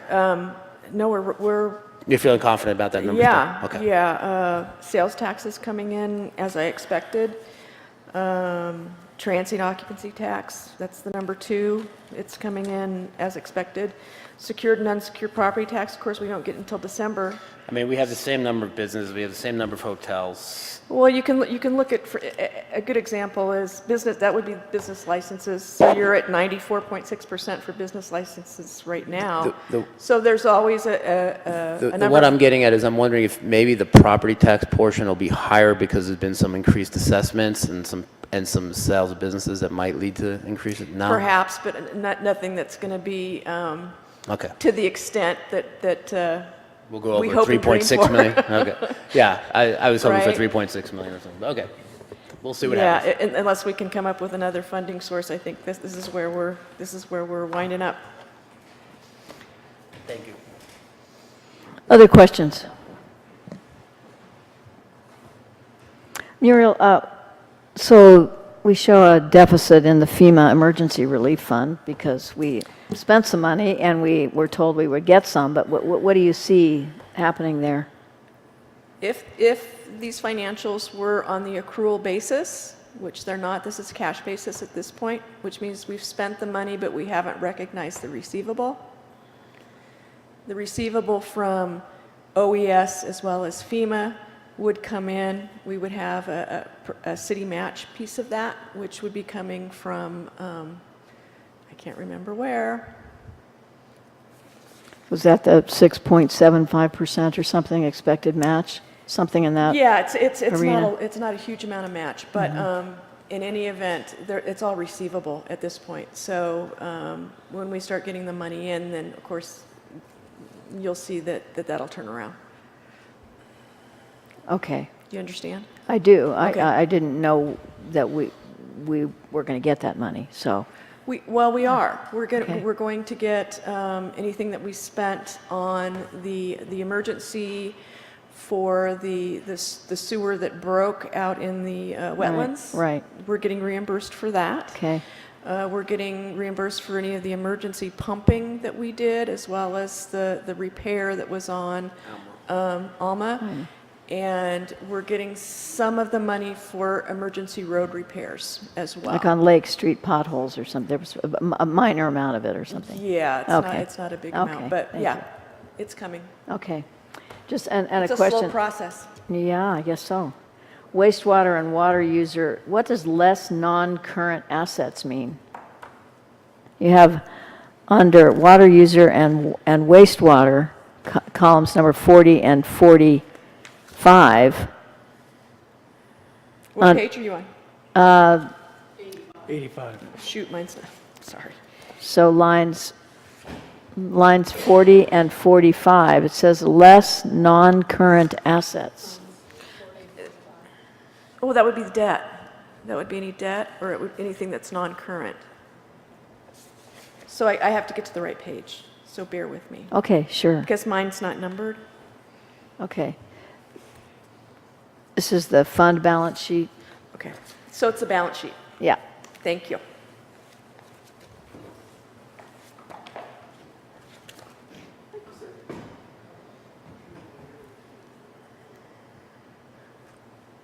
can't see where you are here. Lines 40 and 45 both say less non-current assets. That would be, this is fund balance not taking into consideration assets. Oh, and an asset, an example of an asset That would would be... be the waste treatment Okay, facility, okay. less depreciation. We don't Okay. include that in this, so basically, we're I just looking see. at fund Okay. balance. Just fund balance. Okay. Thank you. And, excuse my ignorance, but the sewer and water charges that John was referring to, the increase in the monies we receive because of the rate increase, where do those show up? Those would show up in year-to-date revenue, which you'd probably, you'd be better to look at revenue and expenditures report, which was given to you in a separate cover. In a separate packet, Yep. okay. The detail, Okay. that would be the best place to find that. Okay, thank you. And I apologize, I did not get to this in time to ask you questions No, ahead that's of okay. time. Well, Where would it be under revenue then? So it would be Fund 40 or Fund 45. 40 would be water, 45 would be sewer. It would be under revenues, and it would be under its account 5501, monthly user charges. my last question then, under expenditures, on the financial summary, there's a column called non-departmental. What the heck is that? Non-departmental would be things like PERS, for one. Oh, so that's 61%. That's that. Okay, I And it wondered was where paid that up, showed up. like I had said before, that was all Okay. paid at once. So Okay. I didn't have to pay any interest or anything like that on that. I see, So okay. we're going to have to pay it. Okay, thank you. Okay, that's it for me. Any other questions for Muriel? No? Okay, thank you very much. You're welcome.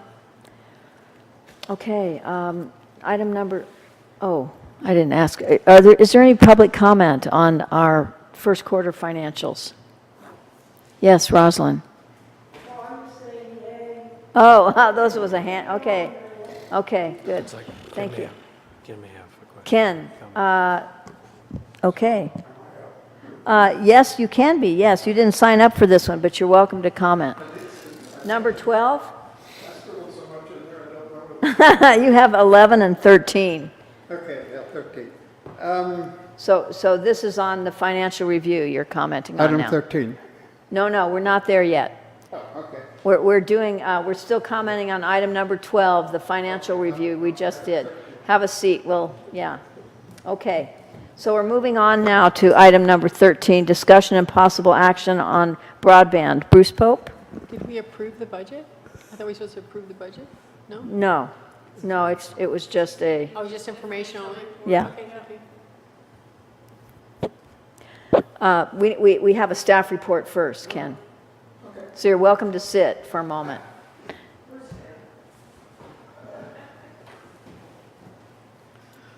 So the council originally entered into a contract with the Columbia Telecommunications Corporations. It was a contract between the three cities, Dunsmuir, Weed, and Mount Shasta. And it was to determine the feasibility of installing and operating a high-speed internet system to the residents of all three cities. In their draft report, CTC reported that their analysis was based on assumption of a $10 million grant, and then with that grant, they felt that the stated goal of the cities, the affordability, was still not achievable. They have asked for our comments on their draft report to finalize their report. The city's ad hoc committee, along with the committees from the other cities, have met and discussed this issue and decided to communicate to CTC that they would rather have CTC address other alternative measures that we might pursue to address the feasibility of installing broadband services and increasing the quality of the service here. CTC has agreed to do that within the scope of the present budget, and we're awaiting their written response.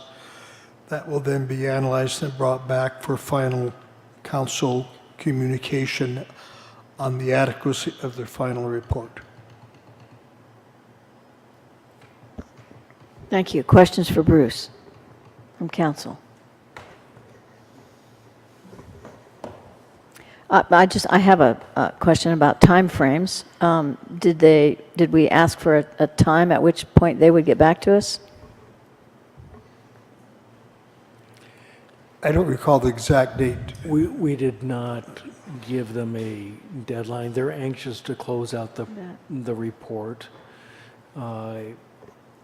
What we were anxious to do is to get greater analysis of viable alternatives or alternatives to their preferred alternative. The preferred alternative was fiber to the premises, every home and business. And the numbers to us did not look like they were viable.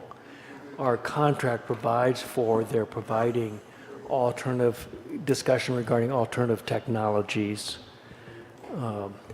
So that's what we're waiting for. So the alternatives you asked for aren't funding alternatives, they're technological alternatives such as? It could be a combination of fiber and local microcells. It could be perhaps a fiber ring, some other alternative. It could be a partial rollout rather than a complete rollout. Okay. Okay, thank you. Any other questions? Any questions from the public? Yes, June, be sure and share your name.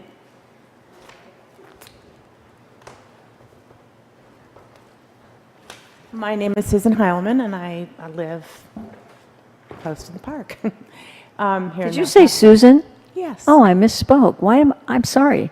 I That's called you okay. June. No problem. Anyway, Susan, welcome. Call me whatever you want. No. So I just noticed on Facebook the other day that our police officers are only paid 23 something an hour in Mount Shasta, and comparing it to some of the other cities in the area, it's quite low. And so I think it's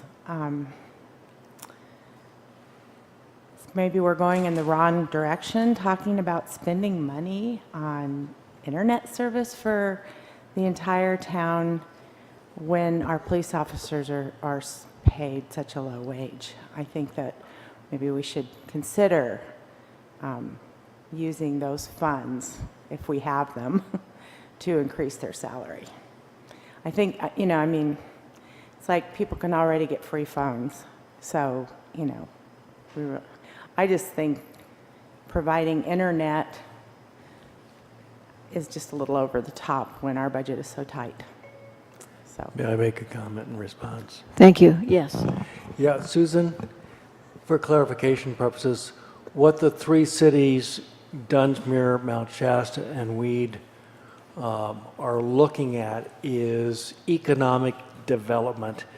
The idea is if we have high-speed broadband or high-speed connection, then folks who may be living in the greater Bay Area, whether it's the North Bay or the South Bay or Sacramento, who would love to live in Mount Shasta, but can't because the current speed isn't adequate for their needs. Okay. This would give them the opportunity to move and perhaps move their families up to Dunsmuir, Mount Shasta, and or Weed. Oh, okay. This And it be would free internet stimulate, service. it would stimulate the economy. Okay. Thank you. I understand that. Yeah. But do we have the money to do it? If we can stimulate the economy, then we have more money available to do some of the things that you're talking about. Okay. That Thank you very clarifies. much. Thank you. Thank you. And I guess another comment would be that if we're trying to attract the younger generations that grow up in Mount Shasta, leave to go to college and want to come back, they go to colleges in big cities where they're exposed to faster internet. And so to come back to a city that doesn't have those same services, we're also trying to attract our own local residents to create businesses online, to work from home. You can't really do that unless you have adequate speeds to work. So thank you. So Susan, what I'd like to do is offer an opportunity to talk to either of our ad hoc committee members, Tim or Barbara, at another time for more clarification. I'd like to proceed now with Ken Ryan first, Rosalind, because he's been in line. Yeah, and then Rosalind.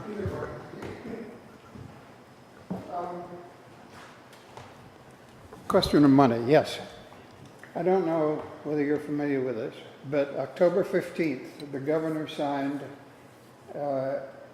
AB 1665, which totally reorganizes the state approach to high speed and wants to achieve 98% of access to users throughout the state by 2022. It was signed as an emergency provision, and the key phrase that I can see in it is consortia region. So it seems to me you're going to need to look up the definition of consortia region in this. But I've got one copy of it, being to not wanting to have to print all of these for everybody. And whoever wants it can have it, because this is the existing legislation that is going to govern all things. And my feeling is it's too early, based on this, for this council to make a decision. Table it and let's see what this does. We should note, however, that Assemblyman Dolly, who is our Assemblyman, is listed as a lead author on this. It's been a big issue for him to get access to the rural communities. So I would suggest it's appropriate that we write a letter as a council or as a consortium, say, thank you, Mr. Dolly. We intend to use this because it'll be good for us in terms of publicity and all sorts of things. Yeah, and I think what AB Thank you. 1665 does is it continues the prior program that expired, whereby telecoms are required to pay a certain amount of money into fund, but it's not going to help the city of Mount Shasta or Dunsmuir or Weed, because it sets a limit of minimum service being 6 down, 1 up. And we have greater than that, so I don't think that we're... Yeah, Okay. I'll take a look at Thank it, you. but Yeah. that's what I recall. Thank you for making it available to us. Thank you, Ken. Rosalind.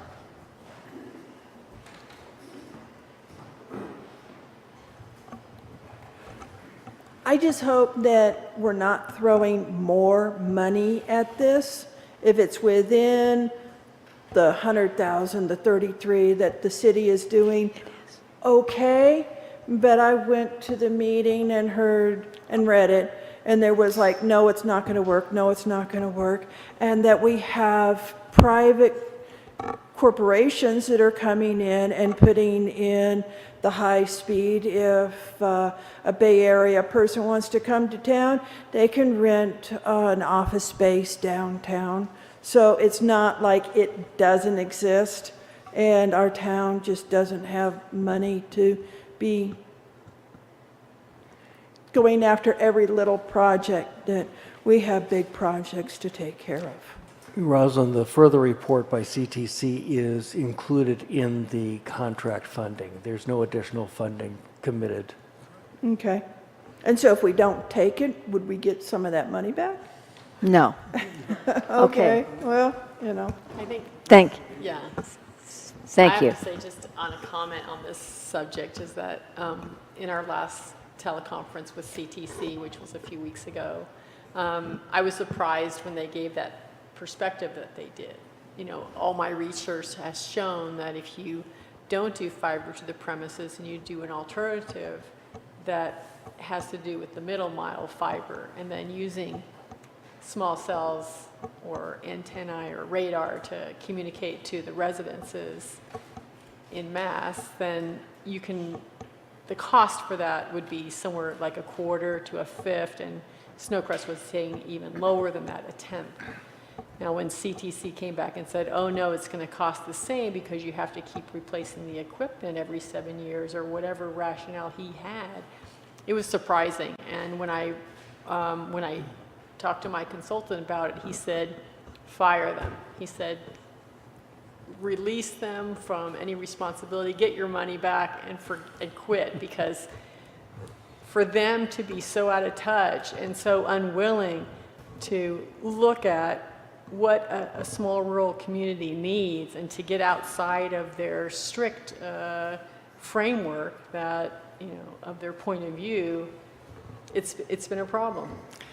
There's also, Okay. last week I saw information that there may be a jump forward for copper, which will substantially speed up copper's capabilities, so that would be helpful to Snowcrest. Well, CTC has already said that. CTC said if you can Okay, create folks. a situation, what? I'm What's just, that? I'm just wanting to wrap up the conversation. Okay. I thought maybe Yeah. I think on the agenda is give direction to staff, so I'm wondering. Right. Is there any why direction you're- to staff that you're proposing?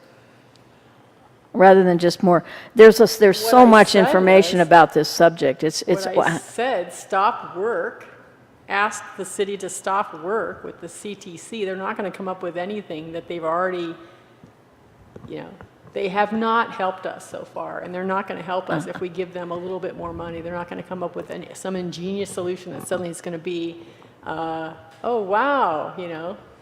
It's not going to happen. So you're suggesting, are you wanting to make a motion that we not spend the balance of the 100,000 between the three cities to have them get back to us with alternative technology? I think that they will not come up with anything that will be of use to us. I think that Dunsmuir has already stepped away from their interests, saying, I mean, at least the mayor, Bryce Craig, isn't really that interested in continuing on, and there has not been a lot of showing of support. Our three cities, when we communicated with CTC, already indicated to CTC to proceed with writing the alternatives, finish the report. So I think that we're beyond the point of saying, we change our minds, don't finish the report for us. Right, but I certainly don't want to go over the 100,000. Okay, your point well registered, Barbara. Thank you. Okay. I have a Paul? comment. I agree with you, Susan, that our police staff is totally underfunded. And we only have so much money. And I think that someday I would love to see them get a decent wage. Just want to be on record saying that. Okay, thank you.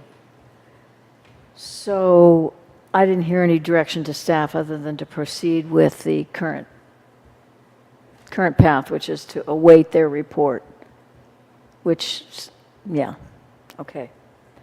Okay, so we go to item number 14 now, discussion and possible action regarding installation of solar panels for city needs. Bruce Pope, may we hear from you, thank you. Yes, some time ago, a couple of years ago now, Pace Engineering did a study for the city that discussed the feasibility of installing solar panels to provide the electrical power to the wastewater treatment plant.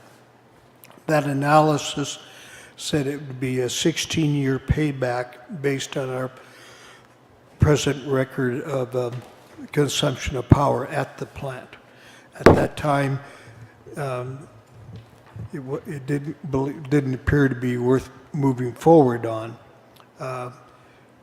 Since that time, technology has changed, pricing has changed, a lot of this has happened, and so we have been looking from the staff level at alternatives, funding mechanisms, and other ways to analyze and look at feasibility of the subject. We retained Climate Tech Company to do an analysis. It's a part of a service they provide.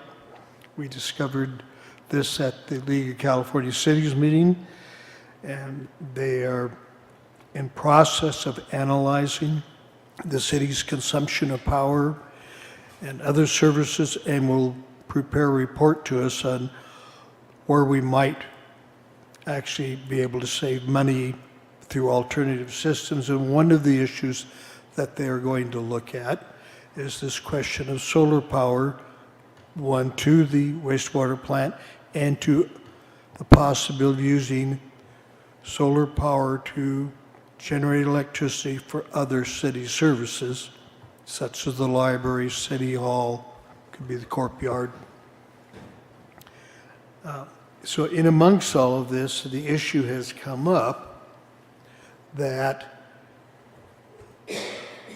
present pricing of solar panels, there is a good possibility that could change effective first of the year.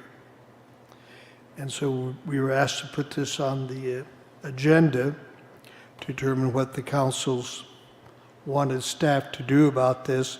And what we've outlined in the staff report is a series of steps that we feel staff would have to go through to analyze and come back with numbers, systems, processes to accomplish this, and then look for alternative systems, give you the cost estimates, and if you wanted to go forward, we would be identifying funding sources, and then we have a bidding process. My concern would be, this is a worthwhile undertaking on a long-term analysis, multi-month analysis. I don't know how we can adequately address that to meet a prospective change in pricing by the first of the year. But it's something we should be considering with what we spend on electricity in the city, looking for alternative sources just from a pure budgetary standpoint. If we can reduce the cost by going solar, there's all the related environmental issues that go along with this, but just from a financial standpoint, if we could find a way to make this work and it pencils out, we do have mechanisms to fund this then. So I think this is, the question is, do you want staff spending time on this now? And what kind of priority do you want to assign to it at this point in time? Or do you even want to assign it as a priority for staff?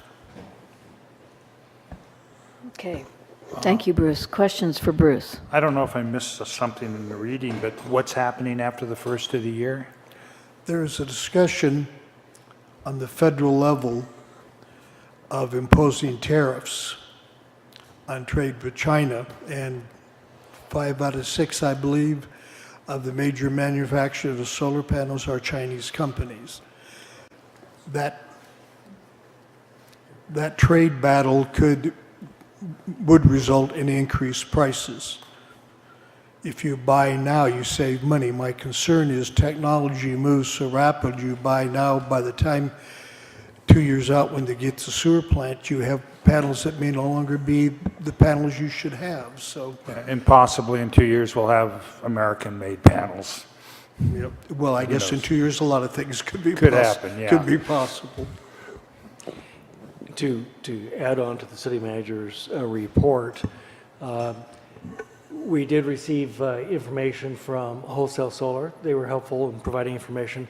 And Paul Reuter of Pace Engineering was also helpful. Paul indicated over the weekend that it looks like return on investment based upon current prices might be 13 years instead of 16 years. that if we could find a source of funding, a grant, preferably, that it would make sense to go ahead with it now. At this point, I would suggest that we simply encourage staff to continue to gather information sooner rather than later,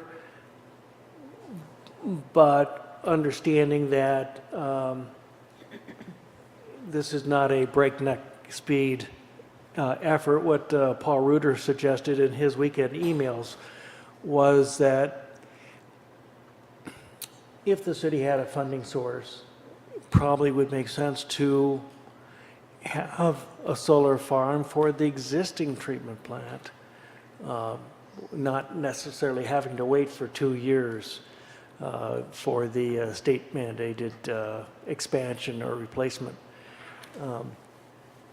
So we wouldn't be storing solar panels at a warehouse if we could get the funding. But the real question is the funding. Paul Reuter also indicated in his weekend email that he thought we would probably be better off going with American-made solar panels than the Chinese solar panels. So we may not have to worry about Mr. Trump's or President Trump's tariffs on China.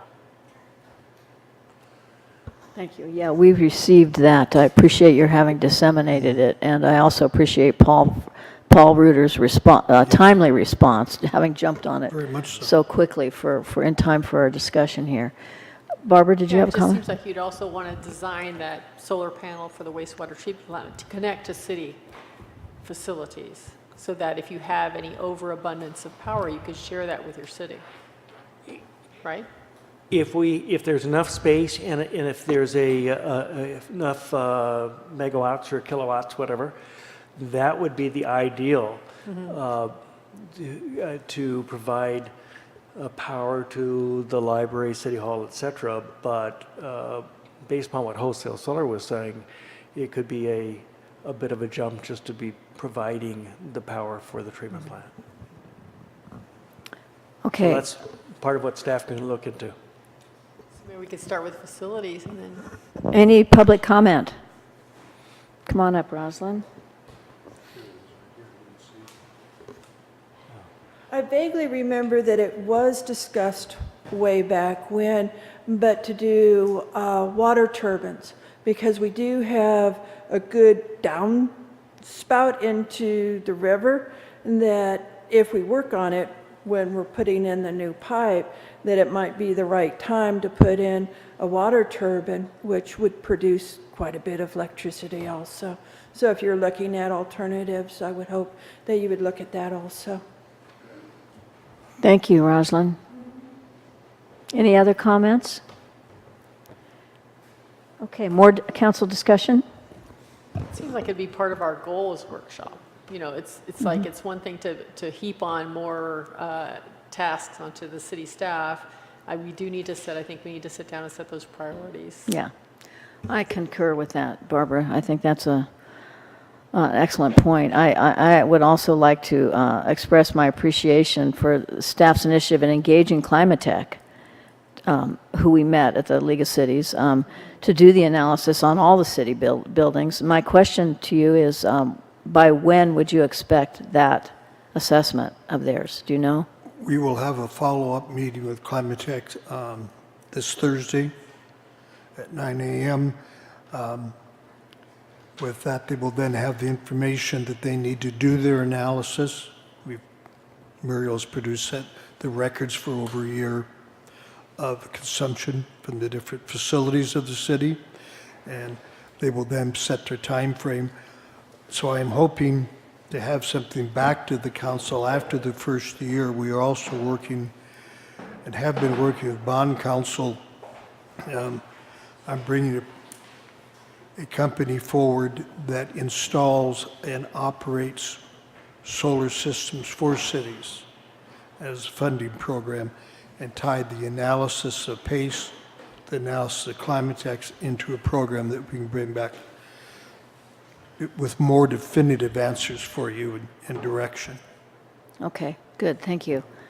So I would like to suggest that we do continue this discussion as to whether or not we include in the city's priority goals a feasibility study for solar powering the wastewater treatment plant, but all of the facilities as well. We just have that discussion then, and if we decide it's a priority, then we look at what isn't in that overall discussion we have for city goals, rather than come to a conclusion to direct staff to do it tonight. Yeah, can I interrupt? You're not going to actually power the facilities because you're talking about getting credits, setting up an agreement with the power company, right?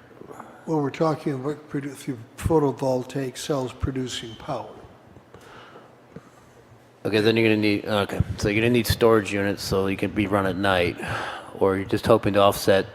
Trying to offset our present cost. Okay, so you're going to also look into a grid tie situation where you just build up credits with the local power company. Okay, Correct. okay. Yeah. Is there any thought about what percentage of your power bill you'd like to offset? Anybody? 10, 15, 20, 100%? Reading through the emails from Wholesale Solar and Pace, I got the impression that maybe it would be 50%. That would be substantial. Partial. That's good. I would ask Paul about the turbine, too. Yeah. You know? Sure, and I saw Bruce make a note of that. Yeah. Okay. Thank you. Are we done with that one? Yes. Yes, yes, okay. I'd like to move now to council reports on attendance at appointed or outside meetings. Okay. I'll go first. You want to go first, John? Yeah, I didn't have any meetings to attend. Oh, I am working very diligently on getting the ice rink open in 5 days, so we should all You're go. on what? Should all go ice skating this coming Oh. season and support your local rec district. We're open till February 25th. 14 weeks? 14 weeks, 15 weekends. Woohoo! Good for you, John. Okay, Paul, do you have any? Housing Discovery Ad hoc Committee.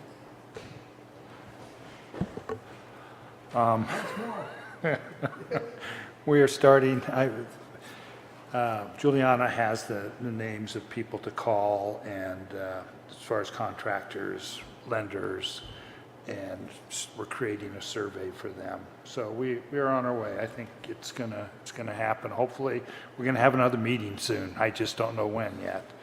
So Yeah, can you follow up on that with her? I will. I'll follow up. We are behind where I had hoped we would be, but, you know, she's been working a lot on the general plan process, and we did have some agreements about our process from here. I just don't know how much she's been able to complete. So, I attended Rethink Downtown, which was a DEAC event. It was well attended, I thought, and a lot of good ideas written on poster boards, which we'll be discussing, I think, at the next DEAC meeting and share with council. great, thank you. Barbara? I had a teleconference with CTC. Tim and Bruce were there. And we also had a teleconference with Christopher Mitchell, Institute for Local Self-Reliance. I went to the PCT meeting to discuss whether we can make Mount Shasta a trail town. Pilot trail town. A trail town, and it was really interesting. A lot of really good ideas, a lot of potential. Pretty excited about it. I think it'd be a great thing for the city, and lots of enthusiasm there. Great group of people came up and down for the meeting, so it was good. I'll keep you informed, or Kathy will. Yeah, I also attended that meeting, and there were, I think 15 or 16 of us representing the Chamber, the Trail Association, the PCTA, the Forest Service, the county, Ed Valenzuela was there, and the city. And the crux of the agenda was to have members talk about the possible benefits that would accrue. And then lastly, we discussed what the role of the advisory committee might be and what the possible structure was. And then we agreed to have a conference call in early to mid-December to follow up with some more action, strategic actions, some talk about that. So the group, as Paul said, is very gung-ho and enthusiastic about moving forward with some things we can agree to. And there may be members that we add who weren't represented in this, but whether or not they would serve on the council is the question. I also attended an RWAG, a Regional Watershed Action Group meeting on the 24th. I have a number of notes. We talked a lot about data management. There's a group that was hired by the state, by us and the state to do it's a Sierra Watershed Working Group to do the data management aspect of the regional watershed management planning activities for the Upper Sacramento region and for others. And they were on the phone and they talked about some of their data requirements and the scope of work and the contract that needs to be executed. We formed a data committee of which I am the representative for Mount Shasta, and I forwarded a note on to Juliana and Rod about asking them for what GIS resource layers we need to have in the database on behalf of any future projects, infrastructure, kinds of projects we might engage in over the years. There was a whole presentation on what's called the disadvantaged community involvement aspect of the integrated regional watershed management planning. There was, out of the total amount from the state funding, there was $3.7 million allocated statewide for this disadvantaged community assessment, of which we are one, of which all the communities in Siskiyou County qualify. We went over quite a bit of it. I have some more detail if you'd like to hear about it. They're doing an infrastructure needs assessment in 94 places in the Upper Sac, in the northern northern Sacramento region, which includes us. They're also sending out technical engineering contractors to interview the cities, and as well as do an evaluation of small water systems. It's an incredibly thorough review of potential infrastructure needs for those of us who have public works folks, but also those who don't. Incredible technical support to disadvantaged communities, including the tribes. They're having special meetings with all the tribes to assess their needs. Let's see. I think that's all the detail I'll provide at this point. And that's it for me. Those three meetings, the RWAG, Housing Discovery, and PCTA. Okay, item number 16 then, future agenda items. Do we have any? Yeah.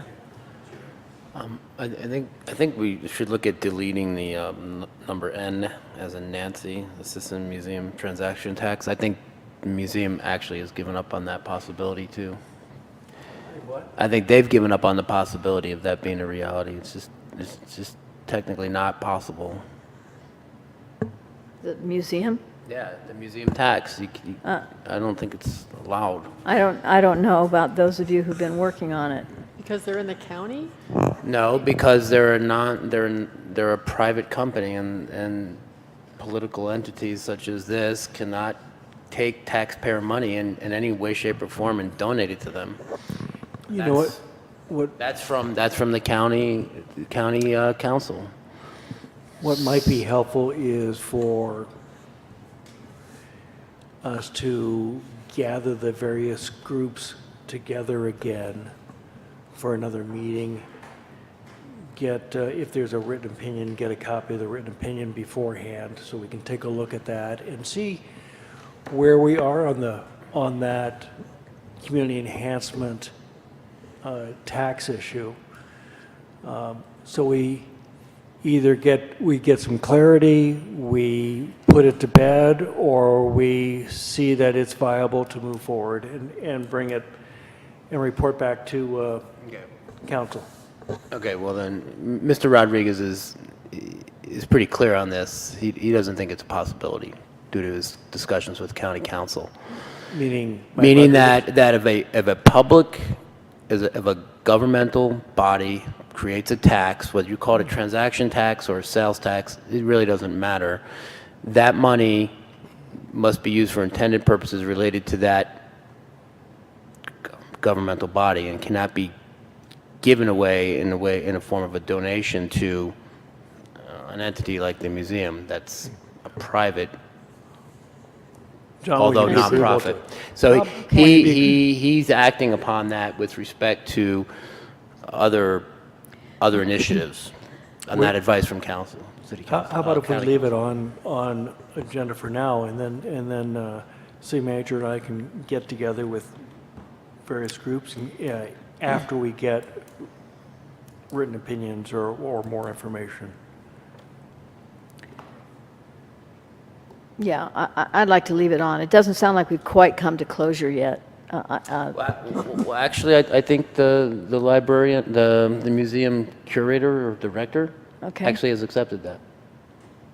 She said something to the effect. So did we get to a point where the Parks and Rec district and the board would be the only entity I think that the Are you executive understand? director, if that's what she's called, I forgot Yeah. her name, is not interested in pursuing this because she doesn't think it's allowed either. Okay, okay, And I don't want to for go a point into of discussion of the agenda item. Mr. Rodriguez has communicated to me that he talked with the county, and I believe county council said that the recreation district does have authority to go out for bonds, but only to be spent on items that the recreation district was created for. So it could not be spent for libraries, could Yeah, I not be spent understand. Okay. for trails, or they would be only for the board. Okay, so for perhaps it would be- their approved expenditure. Okay. That's a different concept than we were talking about, though. So the recreation board cannot be the vehicle for the community enhancement. Right, You'd that's have to find a my new- understanding was that's not the only possible mechanism you were evaluating. So perhaps as part of this item, you could send out information that does indicate that county council position and Mike Rodriguez's position and Jean Nell's position on it, and then say what other alternatives there might be, and keep narrowing it down until we're done with it, whatever it looks like when we're done with it. We, if that's the council direction, we will meet with the city I think attorney. you can cut to the chase by just going, what's her name, Jean Niels? Jean Nels. Just ask her if she's interested in doing this anymore. Okay. Yeah. And then we can give you a report back on the status. That would be great. Settle it one way or the other. And Okay. that doesn't have to happen at a city council meeting. You can send reports out to us for information only, just updates on the situation. Very good. Okay? Okay. I wonder about a letter of support for the lava beds. Do we want to consider that as an agenda item? Yes. Yes, okay, so that's a second. So we'll put that on.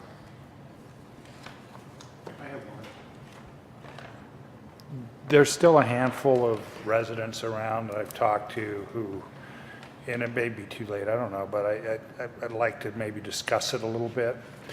A handful of residents who, because of the way the city told them to hook up in the past to water, they're getting a higher rate because they have a larger pipe. And I would like to discuss that. There's only a handful of them, and they were grandfathered in. The city told them to do this, and now because they followed the city's directions, they're getting punished. They're paying way more than I feel that they should. So I would like to put that on the agenda and maybe have Rod here and discuss it again. I'd be supportive of The that. the Tadinas being one, I think we Tadinas received one, yeah. an email, all of us, from them. Well, there might be if there's if it only pertains to residences. There might be a way around that. I want to talk to Rod again, but I would like to reevaluate that. Couldn't they just replace their pipes? No, it's not that easy. It's not that easy. Yeah. Okay, so I heard a request and a second for putting that on, so it's evaluation of grandfathering residences. Yeah. Something like that. Something to that nature. Okay.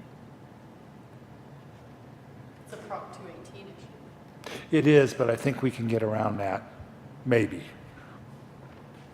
Okay, Maybe it would be good to get a, yeah. Yeah. Obviously, talking with Rod, talking with Paul, talking with staff. Right.